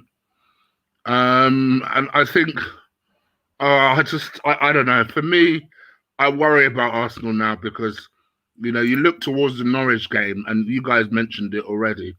You mentioned it just before I came on. Yeah. You know, I think now our season is almost expected to start from here. That's what they're hoping. They're hoping that, all right, well, let's forget those first 3 games. Our season's supposed to start here, and now let's see what happens. So my question is this: what happens if we don't win against Norwich? Does that mean you'll tender your resignation then? Do you know what? I don't think they will sack him, Chig, after Norwich. I think it's a bit of an odd one because I think it's going to be if they sack him, it's down to fan pressure because I think they really like him, but I think that every game we lose, it's not so much the loss or the result, it's the manner. You know, it's the manner of how we lose, and I think when we're losing, you know, so many games in a row, eventually there's got to, you know, something's got to give, and I think they're going to. You know, Graham, I said it earlier on. I think, you know, Graham Souness said it better. You know, these players that Arsenal are buying, they look a lot like the players for the next manager. You know, I don't think Arteta's going to be here for long. They're not playing for him, Chick. You know, these players have got previous, and Norwich. I look at it on both sides, right? You can look at it on one side and think, do you know what? As I said this earlier on, after our start to the season, if you could pick your perfect fixture for us to make a comeback in, number one, you're picking a home tie, and number two, you are picking a team like Norwich. With all due respect, right? To get the wheels back on the car, you'd be picking a game like that. You're not picking a Man City or a Tottenham or whatever, right? The Liverpool. You're picking a team like Norwich. However, on the flip side of that, there's no excuses, because if you can't beat Norwich, then and it's what Arsenal turn up. Do they turn up and think it's an home game? It's Norwich. We're going to walk it, lads. Don't worry about it. We'll be fine. Or are they going to turn up pumped and think, right, come on, you just don't know. That's the thing. Honestly, that's the thing, because in theory, you are correct. I know Norwich, our most recent results against them weren't the greatest, but generally speaking, they tend to play football the way we want our teams to play against us. They open up. Defensively, they're not great. They can hold the high lines sometimes. So we like that type of style of football. But what if we don't win? Because I would suggest that's a must win. That's not even a draw. I was just about to say that. That's not even a draw. Yeah, we need points, Chig. We need points on the board. I'm more, if we can't beat Norwich, we definitely ain't beating Burnley. Listen, Norwich is the banker, shall we say. Out of the 3 games, them, Burnley and Spurs, you'd look at the Norwich game and think, right, if there was ever a game to get our season back on track, you've got to look at Norwich. There is no excuses. 2 squads on paper, you're taking Arsenal's all day long, with all due respect. There is no excuses. We're at home, we've got the crowd behind us. There is no excuse at all. If we don't win, because for me, Norwich should be pumped up for this game. They should be. No one's scared of us, Chick. I don't see any team now rocking up at the Emirates and playing park the bus and try and kick the score down. These little teams, or smaller teams, shall we say, they're coming to hurt us. I've seen smaller teams, winning at the Emirates, and they're not shutting up shop. They want more. So it's what I'm saying. On paper, this should be a comfortable win, but as we all know, the game's not played on paper. It's whether the players want it or not. I personally think the players want him out. I don't think they're playing for him. I really don't. And yeah, I think if we don't win, if we don't beat Norwich, and we don't get a win at Burnley, I can't see how he stays, Chick. I can't. But at the same time, no one can see. It's like people are just. I've said it a while ago. I can't honestly see them sacking him. Like it feels like we've got to get absolutely killed first before they actually turn around and sack him. Yeah, you got to think to yourself. Here's my thing, Diesel. Right? If you sack Arteta, surely you've got to sack Eddie. Oh yeah. Agree. That's 2 seconds that you've got to consider, because I can't picture a meeting where Eddie, after all this nonsense, after all them bars last season about Arteta's doing a perfect job considering the circumstances, right? I can't see that person turning around to sack Mikel Arteta. No, I can't. Look, they've given him a lot of money to spend. I would assume the players he's bought are the players he wants. Like sometimes, obviously, players come in. I know it happened with Unai Emery, as quite open. Was quite open about that. Certain players he didn't want, or players he asked for, instead of the plan A, he got the plan B. They weren't necessarily the players he wanted. I look at these players here and I think these are definitely Arteta's players. They really like this guy. They've been peddling this process stuff, Chick. They have backed him. They are, and I think there's a part of me that thinks no matter what, he won't get sacked is because it would make the board look stupid. And they don't want to look stupid. And I think that's where it worries me. You know what I mean? They're going to be stubborn because they've bet everything they have on this man. And if it doesn't work out and they sack him early doors as well during the season, they've got egg on their face, haven't they? Mate, how could they not look stupid? They just spent 160 million and they're bottom. Yeah, exactly. But then the narrative will be, yeah, but he's not got his players. He's not got his full. We've got injuries and stuff like. Poor excuse, but let's be honest, that's something that they will hide behind. That's something they will say.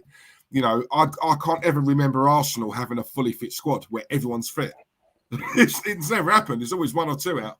So it's I don't know, Chig. I don't know. I've seen some fans say, I never thought I'd say this, guys, but I hope we get battered at Norwich, because if we do, that will be the wake-up call. But even then, will they really sack him if we lose to Norwich? And that's the thing.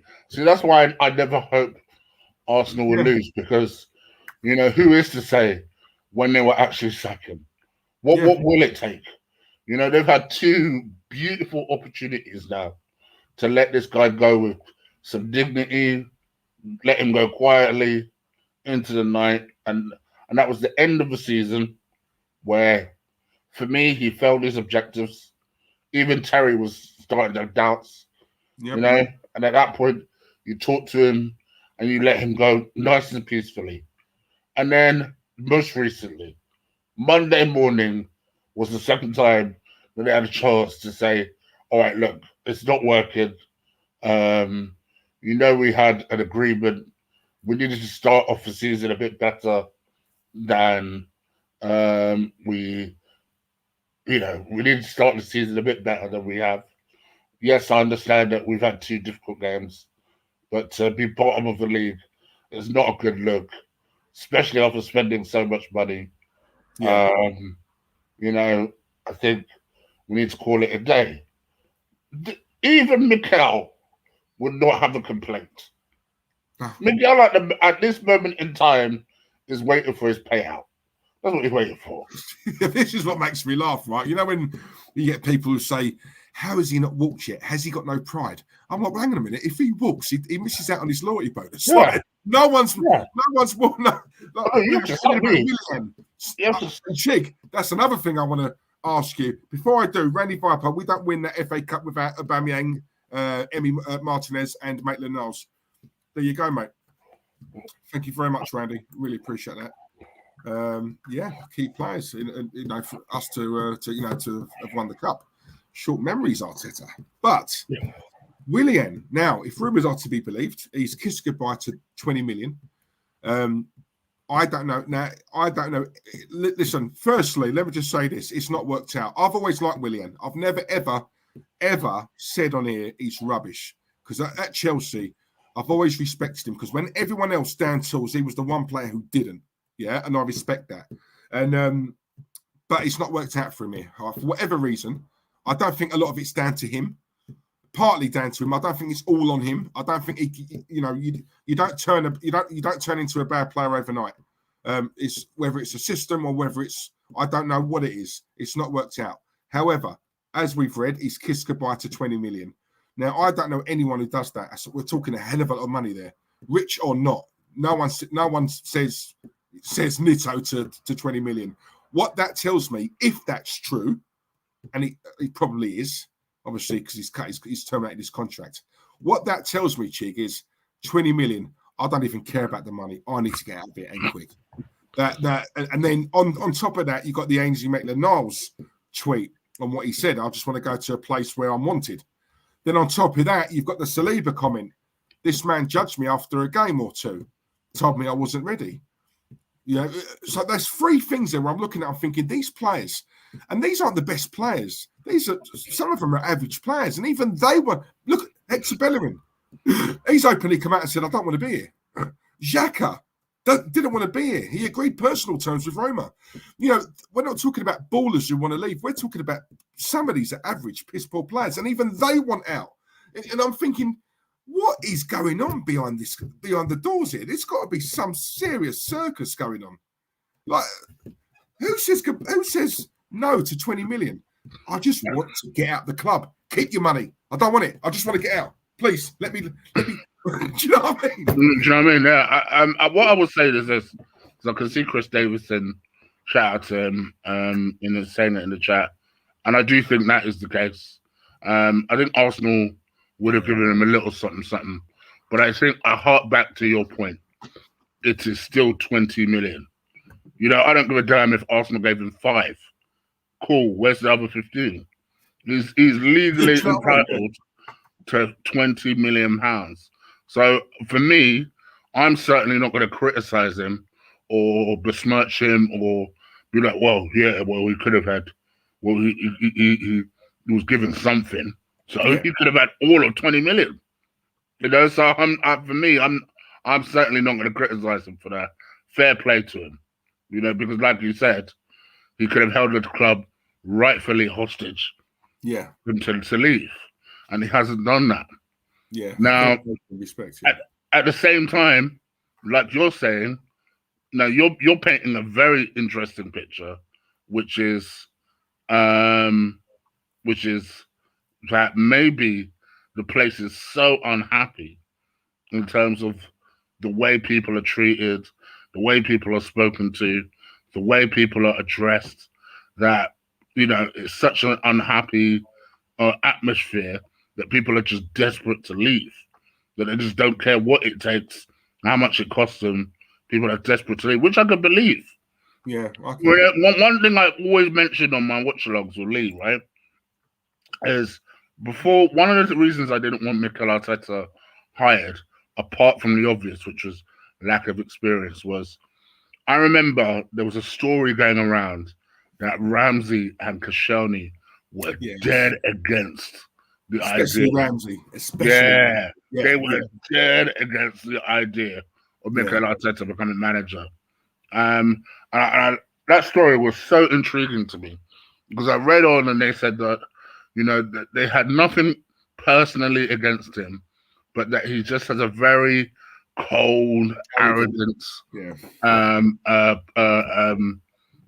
exterior, and they didn't feel that it was very well suited to man management. Just so that, you know, obviously, if you ever had a problem, they couldn't see a world where he would excel and do well in. And I think we're seeing the personification of that now. I don't feel like, you know, he doesn't strike me as someone that's particularly close to the players. He doesn't strike me as someone that gets on with young players, because we know that he doesn't. He doesn't strike me as the one that seems to be the blue-eyed boy for him is Granit Xhaka for some reason. Other than that, there's no one that seems to be, you know, the guy that is absolutely like besotted with and, you know, takes care of and takes him under his wing. There doesn't seem to be any of that, you know? And I think those sorts of things are interesting because, you know, when you look at the best coaches in the world, your Tuchel's, just look at our league, for example. You know, even say what you want to say about Ole Gunnar Solskjaer, right? The one thing that man does is man manage, you know? And I think he takes people under his wing, he makes them feel like $100 million, and he makes them perform. We don't have that. You're so right there, yeah. Because listen, I'm guilty of it because I don't rate Solskjaer, and personally, I think the one, yes, they finished second last season, but I look at Man United, I look at the squad they've got, Chick, and I think with a top class elite manager, that could be the difference between finishing second, third, and winning the title. That's how I look at it. However, what you just said there, you can't knock him because they're paying for him. They're not looking at him thinking, hang on a minute, who are you? What have you won as a manager? Yes, he's a legend at the club, and that will hold some sort of weight. But when you see the interaction with him and the players, I see what you're saying, because I look at Arteta with our players. That the words you said there earlier on, it looks cold. I look at Klopp and the Liverpool. You can tell there is such a strong rapport there. Mm-hmm. The players love Klopp. They love him.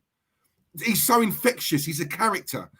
Solskjaer, again, he's one of the, the baby face assassin.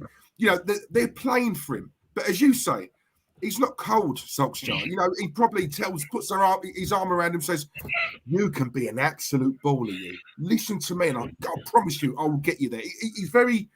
He comes across, very like man management. Very close to the players, tells them what they want to hear, and gets them playing. He gets a tune out of them. I look at this manager here, and he's just the one expression, expressionless, monotone, boring, cold, as you just said. I don't see a rapport, Chig. I really don't. I mean, I don't know if you heard earlier on, even when Xhaka got sent off, he gave him like a little pat on the back. Yeah, everyone knows that. He pat him on the arse, and just as he went past. Almost as it's like what message is that giving to him? It's almost saying to Xhaka, "Oh, well done." No, not well done. Not well done. You shouldn't be reinforcing negative behavior, which is what he always does. And the thing is that you talked about Solskjaer. Listen, mate, say what you want about Solskjaer not actually winning a trophy as a manager. The guy's a winner as a player. What has Arteta won? An FA Cup? Well, congratulations. Well, he's already equaled that as a manager. Yeah. Yeah, exactly. Yeah, So there's nothing about the players that, if you're someone like a Bukayo Saka, who come the end of this season, we're going to start asking questions about length of contract again, and certain other few players, there's nothing about them that looks at Arteta and thinks, "Oh, that guy's, won it all." Well, if you look at someone like Conte, tell me Conte is not galvanizing Aubameyang's career again. Tell me Aubameyang ain't springing out of the bed if Conte becomes manager tomorrow. Bullshit. You're lying to yourself. You ain't lying to me. I don't know if you've heard me say this, right? This is the best analogy I can give you, and I say this all the time on the stream. When I talk about, this is where Terence gets it a bit twisted, right? Because it's always experienced. Yeah, but you wanted an experienced manager. No, elite. My word is elite. I want a top class manager. Elite managers are experienced, aren't they? Right? It's the same thing. You go out with a girl chick for 6 months, doesn't work out. What? You never go out with another girl again? Hey, we have to kiss the frogs to get the princess, yeah? So, let's be honest, it's the same thing. If it doesn't work with an experienced manager, get rid of him, go and get another one. If that doesn't work, go and get another one. Keep going, right? So, when you're married, you found the one, haven't you? Because you got married. But those previous 20 birds before, they weren't the one. What do? You don't stop. You carry on, don't you? It's the same thing. And apologies to Zoe, who's the only female I see in the chat room at the moment. But to use your female example, you also don't persist. You also don't persist with a girl if you know it ain't the one. Yeah, exactly. If you know it ain't the one, let's be real here. Zoe, sorry, block your ears. You know it ain't the one here. The head is a bit dry. The kissing is a bit dry.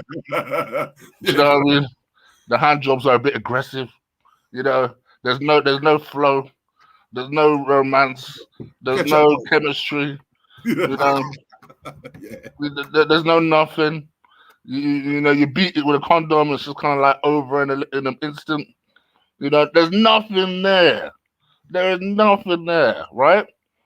You don't persist and think to yourself, "Oh, well, hopefully it'll get better in the morning, or hopefully it'll get better in a week's time." Do you know what I mean? Yeah, exactly. And that's what I'm saying, Chig, right? So, like the analogy, right? I look at it like this, right? You're in the canteen. At the top table, Chig, the top table, you got your Klopp, Pep, yeah? Conte, managers like that, right? Who don't look out of place, yeah? Could Mikel Arteta, so they're all at the top table eating steak. Could Mikel Arteta, he walks in. Chig, could he sit at that table and blend? No, he couldn't. No, he couldn't. Couldn't. Yeah. Do you know what? He would need Pep. That's the difference. That is what I'm saying. So when I say about an elite manager, we all know Arsenal pay well. A lot of fans get this twisted, like we're self-sustaining, we can't afford. No, hang on, we pay very well. Probably half the reason why these players don't want to go, or some of them, because they're on such lucrative contracts. They know they're not going to get it anywhere else. You know, we were rewarding Wenger with failure. Let's be honest, he was getting his bonus and a pay rise every single year. For what? We're paying this guy, what, 6-7 million a year? One day he's the janitor, the next day he's the CEO. You know, so we do pay very well, the staff, right? So I can't, but that's what I'm saying. When I say about an elite manager, I'm not saying get Conte in, Chig, and this season we'll win the league. I'm not saying that. But we'll see better than 8th, in my opinion, because there's enough quality here to be doing a lot better than what we are. Yes, we still need quality players. We need a lot of deadwood gone. But for what we've got here, Chig, for what we've got, don't tell me a better manager could not get a tune. Look at Aubameyang. You know, I mean, I think he's done anyway, personally. I wanted to sell him. But a better manager coming in could probably reinvigorate Aubameyang, because I don't think Aubameyang likes playing under this guy here. I really don't. But then Terry will say, so why did he sign the contract then? Well, hang on a minute. He ain't getting that money anywhere else. And we all know Arteta ain't going to be here for 2, 3, 4, 5 years. Yeah. Take the money, wait it out. Wait it out. Yeah. Let's be honest. That's what I'd do. Yeah, he's gambled on waiting it out for sure. Exactly. I love this ruthless off. I love this ruthless off the chains. Chig. Randy Viper, big up yourself. No, yeah, you're right. I think from my perspective as well, I just think that you know, the one argument which Terry makes, which I hate, is, oh well, you said if we let Jose, then Jose would sort us out. You know, Jose is a suggestion. Jose is a suggestion. You don't need to get, because let me tell you something. I never wanted Jose Mourinho. Yeah, I know that. Yeah, you was against it. Yeah. But I understand the argument of a Jose Mourinho, yeah. and I also agree with the argument, and I always did when you and Claude argued it last year. Was, you know, I always agreed with the idea of an experienced manager who knows what they're doing. That's my whole thing with Arteta. I don't have anything against the guy. Who knows? Maybe this guy is a genius. Maybe he's some kind of genius. I don't know, because the way they build him up, like, you know, he sees things that other people don't see, and this, that, and the other, and he sounds like an IT nerd, right? The problem with IT nerds, and I say this as someone who recruits IT staff, right? Yeah. IT staff, generally speaking, are not great with people. You know, they are very technically minded, intelligent system software professionals. But one thing they're not good at doing is the management side of things. So who knows? Maybe Arteta is that guy. You know, he's very technically minded. He's just not good at the other side of things. That's where the experience factor comes in. That's where you hand over to a Conte. Or do you know what? Or you look elsewhere. Yeah, honestly, yeah. And do you know what hurts as well, Chig, as well, is that, you know, the one thing I've said that has, in my opinion, has really hurt this club over the years, you know, before Arteta was here, you know, is that the club, for me, it just reeks of sentiment. And I think sentiment is what's killed us. Ultimately, you know, we're too loyal. You know, Wenger was very, very loyal to a lot of these players who are only here really because of Wenger. They're sitting on lovely contracts because of that man. And yet ultimately, in the end, they threw him under the bus. But we missed out on some top-class managers because we were loyal to Wenger. Now, you look now, it's clearly not working with Arteta. He's not the man. Personally, in my opinion, we've seen enough to show, look, guys, the board, just put your hands up and say, you got this one wrong, right? But You got a Conte waiting in the wings, available, proven winner, chick, proven winner, has shown a Premier League winner as well. Do you know what I'm saying? We're Right? not even talking about a winner elsewhere. We've seen it reinvigorate a side in next to no time. Just by adding his stamp on it. We've seen Tuchel under Lampard. Oh, this team ain't going to win nothing. Tuchel goes there. Tuchel doesn't buy anyone. Got the same squad, same players. Chick, he wins the Champions League. It goes to show it can be done. Yeah. It can be done. That for me was the day that any Arteta lost any sort of credibility, because they literally it happened at the same time. The same time we went one way, Chelsea went the other, and predictably Chelsea got something. Not only did they get something out of the season, they got the grandest prize in football out of their season, and got top 4 just to take the piss. Whereas what did we get? 8th, as per usual.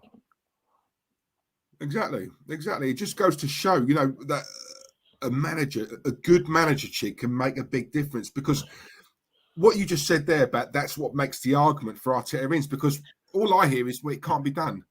Okay, well, explain that then.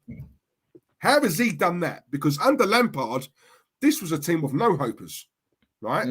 How can one man go in and change he never had a transfer window. How is he picked up a team that was on the floor? And let's be real, they were, right, under Frank towards the end.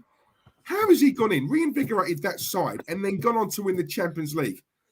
And they was in a cup final. Yes, they lost, but they won the Champions. The same players we're talking about here. Mm-hmm. It just goes to show, like, it can lift a team, the right man in there with the right tactics, Chig. Because let's be honest, I'm now questioning the coaching, because these players, some of them are not good enough. Some of them are, it looks to me, it's 11 strangers out on that pitch. That's what I see. Right now, we see all the Instagram and the tweets from Arsenal, showing that the players having a laughing training, and it's all a happy camp and it's all sweet, right? And I think that's the narrative that they're trying to push, and that's where a lot of us fans think, oh, well, there can't be a problem, because look, Lacazette's having a laugh with aubameyang there, and Chambers and Holding are in good spirits. So we see that and think, oh, it's all right then. It's sweet, working hard, ready for the game and all that. But what do you do in the game? So you look at that. But then when it comes to match day, Chig, it's 11 it's strangers. We make the same mistakes every single game. So then my question is, so what are you guys doing behind the scenes in training? What drills are you doing?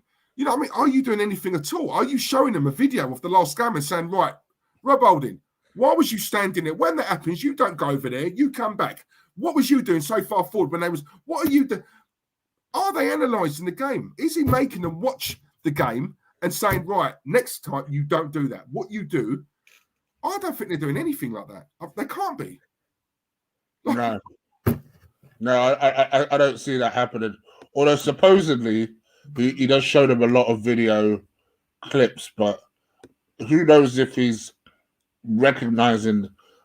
Here's the thing, though. He strikes me as the sort of person that will talk to you 20 minutes, and the only thing that you get out of it is, oh, I should have been left, or I should have left 5 minutes earlier before I did. He strikes me as someone that would overcomplicate every instruction. So you don't really know what you get out of a video lecture. So that's the other thing. That's the other side of things. Plus, also, we're just not honest with the quality of players we have. I've defended Chambers for a long time. But when you look at the fact that, England are not exactly blessed with an amazing amount of centre-backs, but between Chambers and Holding, how many caps do they actually have? 1? Yeah. 2? Yeah, if that says it all. Even when England have an injury crisis, you're not looking at these two, are you? If we're being honest, you never even consider them. But Chig, can I just ask you this, because this is one thing that I really want to get your take on, right? Because this gets thrown at me all the time. And it's mostly from Terence, right? Not that I'm trying to bring you into, because obviously I bury him every week. I know you watch us, right? But what I was going to say to you is this: So the argument, and it's not just him, it's a lot of the Arteta-ins, right? It's a case of, these players, they're deadwood, right? Well, but Diesel, how can we sell them? You can't blame Arteta. Who wants them? We all know they're crap. And my argument to that is, okay, worse players than what we've got, right? We're not a Vauxhall Conference team. We're a Premier League team, right? These players are internationals, a lot of them, right? Yes, they're crap for us. They've not performed for us. They've been a flop for us.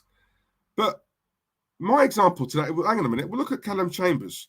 He's not of Arsenal standard, but yet he can go to Fulham, not even spend a season there. I think it was half a season at best. He got their player of the year. So just because a lot of these players aren't of the Arsenal caliber, doesn't mean they can't be ballers for a lesser team, right? Now, worse players than this lot get bought and sold every single day of the week in the transfer window. Give these deadwood players to Chelsea. Chelsea would sell every single one. I genuinely believe that. So I don't think it's a case of who's going to want to buy this. We can't even sell them. They're crap. Well, hang on a minute. Give this lot to Chelsea, chick. They'd sell them. It's a lot of it's to do with the people behind the scenes at Arsenal, right? They're not. Don't tell me you can't find a club for a lot of them. Kolasinac. Don't tell me we got him on a free. Don't tell me you can't find a club out there to even punt him off for 2 million, 3 million minimum. You can't find one club in world football to take this player off our hands. I'm not buying it, chick. I'm not. Yeah, the Kolasinac thing is baffling to me. I don't know how we've failed so badly to find a club for him, and now he's staying at the club again, past another window. Not only staying, he's starting games. Ahead of your signing, all this Arteta needs his own players. Pablo Mari is his player. Kolasinac got a game ahead of him. So, it's backward, cheek. You can't make it up. It's incredible, but it also the other thing is that, to be fair, we're also not giving our players a chance to raise their value. Like how you can be in a situation where all of a sudden you bring in Kolasinac cold last week against Man City. Yeah. And then not only do you say to him, we're going to play you, we're not going to play you left wing back, which would at least expose the minimum, shall we say, of his flaws. You play him as a centre back. To me, it's just the mentality. I don't need to be an elite coach to realize that that's a bad idea. Yeah. It doesn't make any sense. And do you know what the funny thing was? I think he was our best defender in that game. Yeah. You couldn't write it, mate. Yeah. But at the expense of what? Because it completely unbalanced the rest of the side. I mean, that was one of Tierney's worst games. Worst games that I'd ever seen him play. Oh, mate. I'm not... Do you know what it is? Every goal that we concede, I look at Tierney, I just get the impression, he's looking around him thinking, what is going on here? He's been poor, but look, we know he's a good player, right? And we're seeing better than that. He's making poor mistakes. His positioning has been dreadful in the last couple of games. However, not to give him a pass, because I don't give any of these players a pass. However, I do look at him and think, is he looking around thinking, why have I come here? What is going on here? Do you know what I mean? I think your subconscious, you automatically drop 10, 15%. I don't know. Yeah. You know what I mean? Listen, at the end of the day, for those people who are saying that, Katie has been overrated, I've been telling you guys this and that, this, that, and the other, right? You name me a player in world football where the team is this shit and that player continues playing at a high level. It doesn't happen. Eventually, at some point, that player will also just subconsciously will just think, fuck it. Why am I trying? If he's not on. You know, it's just like you in a workplace. It's in. I was just saying to you, Chick. It's in any other job, isn't it? Why am I putting it in, breaking my back when Johnny, Billy, and Tony over there aren't? Eventually, you're going to think, do you know what? I'm going to be on easy street like these guys. Why am I putting it in and they're not? Do you know what I mean? It's true. Yeah.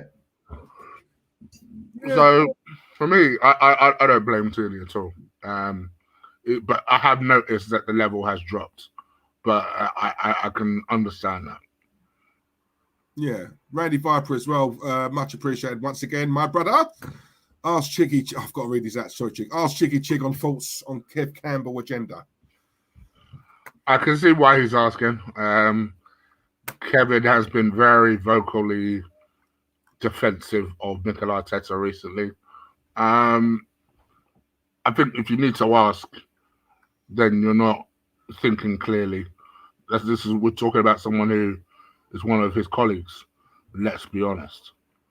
So we're talking about someone who, you know, the British media are very protective of Mikel Arteta. So, you know, they take him under his wing. He communicates very well. He's very charming. He's good looking. So all of these things, if you think they don't matter, well, they matter. So when it comes to people who are a little bit more involved in the media, and I hate to say this about Kev, but let's be real here, they're the ones that sign his biggest checks. He's going to have more of a reason to protect him. Plus, he probably knows him, apart from anything. Yeah, I think they played together at Everton, didn't they? So yeah. So So for me, I don't really, you know, I get why he's asking the question, but I just think there are certain people who, you know, I like Kevin Campbell a lot. Obviously, he's an Arsenal legend. Yeah. But there's certain Arsenal legends I don't really pay attention to when it comes to serious Arsenal issues. Yeah, he's one of them. Yeah, very well said. I agree with that 100%. Craig Malloy as well. Diesel must not excuse or accept mediocrity. A team has to be built with purpose to win, win, win. Let's focus on letting go of negative thinking. Big up. Come on, Craig. Mate, I'm trying to be positive, Craig. I'm just really struggling. People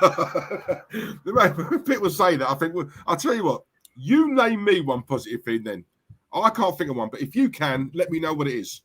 Because I'm not seeing anything at the moment, guys, if I'm honest. I don't mean to be same old, diesel, week in, week out on it. I'm not. I can't do it. I can't lie to you. I can't. I just can't. I'm not going to come on here and just for sake of it. Chig, if you know of one, let me know. I'll tell you one positive. I've been quite impressed with Lukonga. So out of the signings, he's the one I look at and think, do you know what? With a bit of work under this manager, forget it. A better manager. He's raw. He's talent, but he's raw. But I see enough where you think, yeah, with a bit of work, he could be a right good player. It's hard to be positive when you've started a season losing the first 3 games and not scoring a single goal. It's hard to be positive about that. Like you, I think Lukonga is probably out of. But I'll go a step further. Probably looks our best player at the moment. Yeah. Which makes it even more deluded as to why Mikel Arteta would leave him out last week after looking as good as he's looked all season. And then you leave him out last week. Just it don't make no sense. It feels like, you know, how to mess up running a football club for dummies. And Mikel Arteta was literally writing this line for line and just showing people how to do it. Because it just doesn't make any sense. But at the same time, my concern has always been the same thing. All right, so you're not going to sack him now. What is it going to take? Yeah, exactly. Yeah. How far do we have to fall for you guys to put your hands up and say, look, we've got to take the hit on this one. We've got to just bite the bullet and do it. What is it going to take? That for me is the thing that I worry about. Because you know, if they don't have a clue now, and I don't sound like they do, but if they don't have a clue now, what is it going to take? Do you think they're looking at it, Chicken, thinking, even if they want to, even if there's been discussions about possibly sacking him, do you think they're going to look at it and think, we can't really, can we? You know, we've given him all this money that he's bought on players, and he's not had a fully fit team. He's not had a chance to implement all of his signings into that team. When you think of Partey out, and you know what I mean, and what's his name? Oh, mine's gone.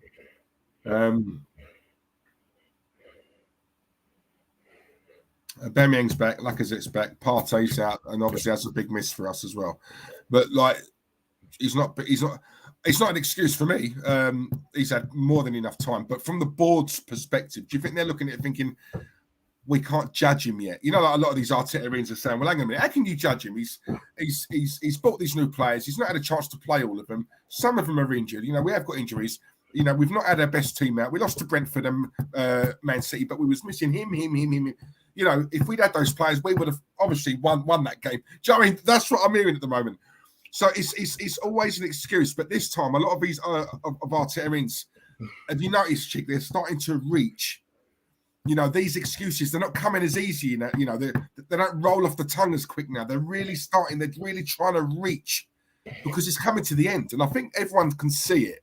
But some people have gone so far that way that they haven't really got the bottle now to think, oh, actually, I might have been wrong about this one. Yeah, I think you have a fair point for the sheer fact of how much the board has spent this summer.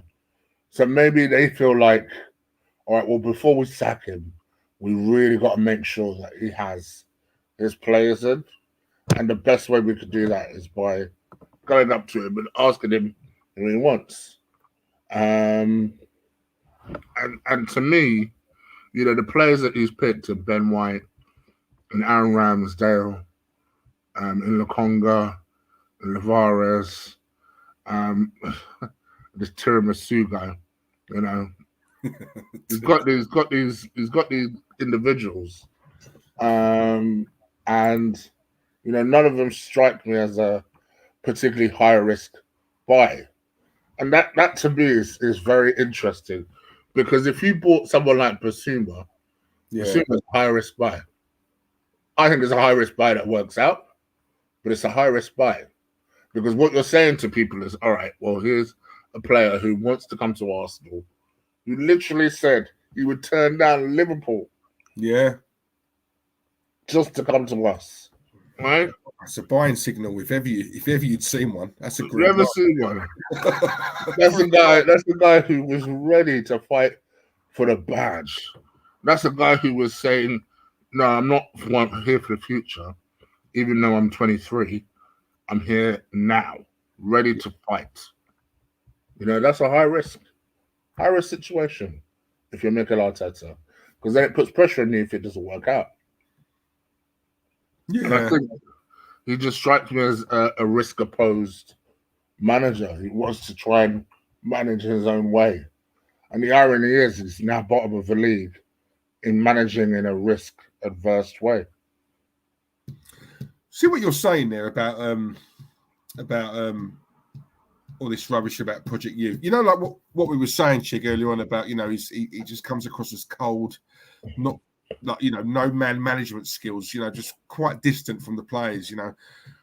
Do you ever, Arsene Wenger struck me as that a little bit as well, not like that, but in terms of when you're buying youth, you know, they're still at an age where you can mould them into what you want, more or less. You know, I think that certain managers, they don't like buying experienced players or sort of older players who have been around the block, you know, because obviously they can't dictate the way they want. I look at an Arteta and think, I can see why he's buying youth, because these young players don't dare sort of say anything to him. I rule the roost here. I'm the main man here, and I think that Wenger was a bit like that as well in terms of never really bought big players because those personalities, never bought ready-made winners. He bought players that he could mould and turn them into class players, but not ready-made world-class players to come through the door because you can't tell them certain things. You know what I mean? They can answer you back. They've got that clout. I don't know if that's a factor. It's funny to say that. Because younger managers tend to opt for experienced players, so older players. And I would actually, in fact, I'll go a step further. They tend to opt for older workers. Yeah. I would say that's true for any industry. They tend to work harder to try and earn the respect of elder employees. So, generally speaking, that tends to be what we're seeing under Mikel Arteta is not unusual. Usually, young managers don't tend to have that gravitas towards younger players. But I guess my whole thing was, if you're embracing your entire strategy is being based around a man who doesn't get on with younger players. That to me is the dumbest fucking thing. Yeah. Because your one component that should work clearly doesn't, I feel like, for me, I've said it before and I'll say it again. It upsets some there are some, I've heard you mention these type of podcasts before, and I completely agree with you. You do get some bougie podcasts who look at things in a bougie sort of way. I think I know the ones that you're talking about. Yeah, you know, didn't you? And but I'm gonna say, I'll say it how it is. To this day, no one will tell me that Guendouzi did anything wrong. Yeah, I don't give a damn. Argue with me. I don't give a damn. But this is a guy who, for me, when I watched it live, right? First of all, I didn't think Brighton did anything that bad in the foul towards Leonard anyway, right? But if you're Guendouzi, you don't know that. Guendouzi simply came into the scene, backed the cause. Yeah. And backed the cause and backed his boy. And thought to himself, you know what? You just tried to injure my boy. Fuck you. It's on site. I love that. I don't know about you. I love the fact that I like the idea of someone coming in there and kind of like, saying to them, backing their boy and saying, you know what? Yeah, it's on site. Let's have it, showing a bit of passion and fight. Well, now, what we don't know is what happened in Dubai, and we don't know what happened elsewhere. But based purely on that incident, which is what we were told, you will never tell me and explain to me why this man is not part of the Arsenal setup. Yeah. Yeah. It's the same thing as the Salah situation. What did Salah say? Probably had the audacity to say what? Twice? And all of a sudden, is now not part of the Arsenal setup. Yeah. You're playing the likes of you're playing the likes of Kolasinac as a centre-back. See, things like that just tell me that, there is a lot, there's a lot about Mikel Arteta and the way he does with younger players that I don't agree with. See, do you know what, right? See, it's things like that, yeah? See those examples that you just put, that is exactly why we argue a lot on here, me and Tuck, because he doesn't like Guendouzi. I loved him. I loved Guendouzi. I think to come from a second division French team to a club like the Arsenal, he looked to me, Cheek. He was one of those players, and we don't have any of them really now. But he was one of those players that arrived at the Arsenal, was like, I can't believe I'm here. I'm at the Arsenal. Oh my God, how have I got here? And every time he played, it's like he really appreciated. He understood. Oh my God, I'm at the Arsenal. Oh my God, this don't happen to people. It was that mentality. There were also games I've seen him. Give me the ball. I'm going to make something happen. He put a lot of our senior players to shame. And I've always said this, yeah. And a lot of people don't like this opinion I've got. I've always said this. If he was English, yeah, it would not get as much hate as he does from a large section of the fan base. If he was English, I'm telling you now, I honestly think that plays a part, yeah? Because there was a player, we are all crying out for players who, come on, wear that shirt with pride, play with a bit of passion. We haven't got any players right now who've got that. We had one. Yes, as Terry said, he's not. I've seen him running back these, or he's not the quickest. He's slow as anything. We can't have someone like that in our team. Well, hang on a minute. We've got Granit Xhaka here, right? If they're both the slowest players at the club, I know which one I'd rather have in my team. The one who's going to, put the shift in. Personally, I thought Guendouzi was wasted because I would have played him a bit further forward. I thought he had something to offer. But I look at a player there, Chig, and I think that is a player who knows what he means. That is a player who would go into battle for his teammates. That is a player who, if one of his teammates gets fouled, Guendouzi's the first player over there saying, "All right, what are you doing?" Do you know what I mean? Yeah, I love that about him. I absolutely love that about him. And but people don't like that about him. But hang on a minute. These are the same people, Chig, who are crying about, we need more players with this and give it some of that. Well, we had one, but we let him go. Do you know what I'm saying? It's like I never understood the Guendouzi thing. For me, I've always said it to Lee. I've never understood why we got rid of him, because in my personal opinion, he was someone who, some people would say, oh, but he was a bit of a dickhead when it came to the money factor. Let me tell you something.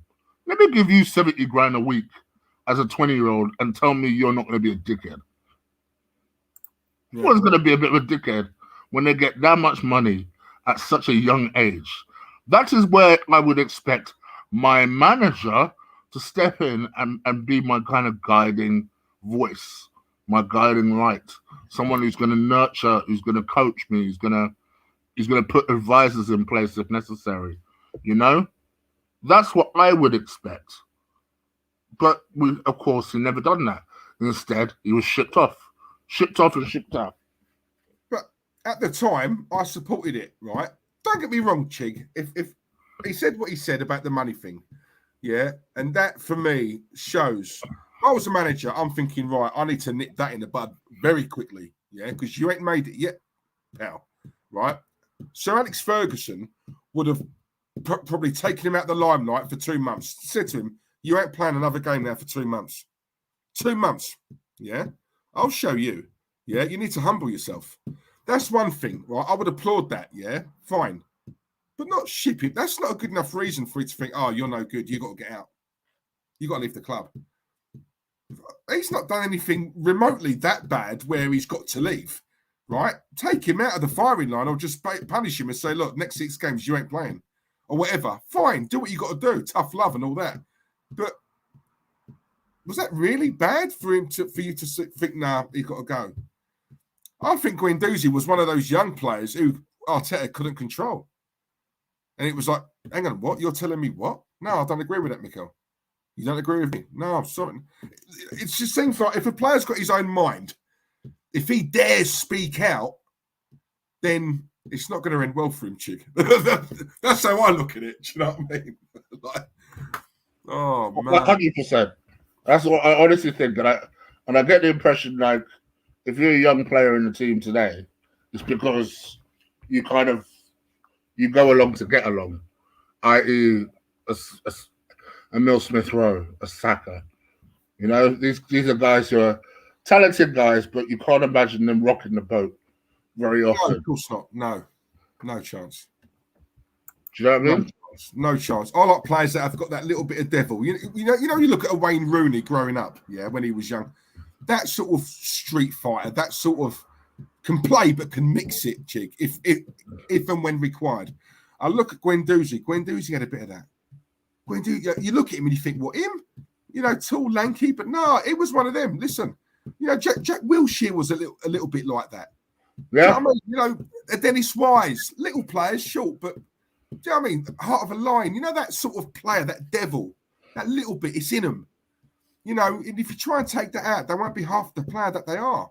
You know, I remember Fergie used to say that about Rooney. Yes, we need to control him, but I don't want him to lose that eye of the tiger sort of thing. Because if he loses that, he won't be anywhere near the player I think he's going to go on to be. So, some players have got that. And Guendouzi's got it. And he played like a lion at times. He saved us in certain games, Chick. When no one else was bothered to put it in, he was the one who put it in. Yeah. So when he gets a lot of hate, that's why I'm so quick to defend him. Because I'm like, you guys have got short memories, You know what I'm saying? Like, honestly. Like you, I just think the other thing is I just think he was played out of position. I would have played him as almost like a deep number 10. Like someone who I would have just told him to focus on passing the ball, building up play, putting your foot in if possible, but that's mainly just building up play. Focus on that kind of number 8 role. I don't really want you to do anything too defensive. I just want you to just focus on helping them play and move on. I think had we done that, I think we would have seen a much better footballer as a result. Exactly. And do you know what, sorry, Chick, right? The one thing I will say as well that no one else seems to bother talking about anymore is that when Arteta got here, he had a reputation as one of the brightest young coach, right? So even though we know manager and coach is like chalk and cheese, right? They're totally different jobs. But the positive of that, the one positive was we've got ourselves a right good coach. I mean, I'm not being funny. He's worked under Pep, yeah? Now, Pep can probably have his pick of anyone he wants. He chose Mikel. So at the time, I thought, well, he must have something about him. He must have something, to have worked with Pep. I mean, Pep was the one who told him to come. Now, Pep's, in my opinion, the best manager in world football, right? In my opinion. I've always loved Pep. So Pep can probably click his fingers and get anyone he wants. He got Mikel. So in my head, I'm thinking, all right, from a coach point of view, there must be something about him, right? So this example that we're using now of Guendouzi, I look at Arteta and think, if you are genuinely this right good coach that people keep telling me you are, then surely part of your repertoire is young players like that who have maybe got a chip on their shoulder. Isn't that your job to put your arm around him and say, do you know what? Stop all this. You can be a class player. You've got it. You've got it all. But you've got to iron these these things out, Chick. Stick with me. Listen to what I'm listen to me. I can turn you into you've got it all, Gwen. Matteo, you've got it. It's just that someone to put their arm around him and just show a bit of belief in him. Do you know what I'm saying? But the minute he made a mistake, you're gone. And but then again, he doesn't have the people management skills for it, and that's the problem. That is the issue. When you don't have people management skills, you can't learn them on the job, unfortunately. Yeah. And he just doesn't. And I think for his perspective, what I would like to see him go and do after Arsenal is, for him, just stick to coaching. Just stick to coaching. Don't worry about all this man management stuff. It's not for everyone. Stick to coaching. Develop that side of things first, and then maybe when you feel ready, then take yourself back out to do the man management thing. For him, I think it needs to be an or nothing thing. Without, gosh, that itself will be. Oh no! Yeah, it's going to be quite a watch, that one, I'll tell you. Got my popcorn ready for that, Chief. Butterkissed cinema sweets, by the way. Just so, if anyone wants to know, they're the best ones. But yeah, mate, 2.5 hours, Chief, chewing the fat. But that's how we do. Come on. And much appreciated to all the guys in the chat for staying with us. Chig, listen, you've got to come on more often, man. What I mean, man? Whenever you're in the chat, I'm ready to come on. Yeah, if I see, or message me. Either way, man. If you want to jump on, always welcome, man. You know that. Aaron Ramsdale, listen, this is Aaron. Yeah, I don't know if you know, Chig. We do get some Arsenal players in the chat. Aaron's here. Luckily, he's got a sense of humour, so he doesn't take what I say. He doesn't take it personally. He's contributed to the show as well. Yeah, exactly. You must be knackered. Great stream, though. Thank you very much, mate. Thank you very much. Well played against West Brom reserves, by the way. Everyone's hailing you as the new seaman now. Fair play to you. So, yeah. Connor, thank you very much. It's always great, yeah, when I've got Chig on. Chig's my brother. He ain't Terry's brother. He's my brother, yeah? Mine. Yeah? Mine. Don't let Terrence tell you any different, people. But Chig, yeah, as I say, mate, all joking aside, yeah, whenever you're ready, man. You talk a lot of sense, man. I just love chatting with you, yeah? It's nice. It's refreshing. I don't often get that on this channel. Obvious reasons, you know why. So it's when you come on, it's nice. Where's Terry these days? I haven't seen him in ages. He's with Mikel's in-laws in Spain. People think I'm joking when I say that. I'm being dead serious. But, yeah. Yeah, he's in Spain, mate. Look at Chris. Diesel and Chick, the new best duo on YouTube. Terence is out. Terence is probably watching this right now. Wouldn't surprise me if he's watching it. And if he's sweating, he should be sweating, Chris. Yeah, because Chig's here. So he better hurry back. Yeah. But,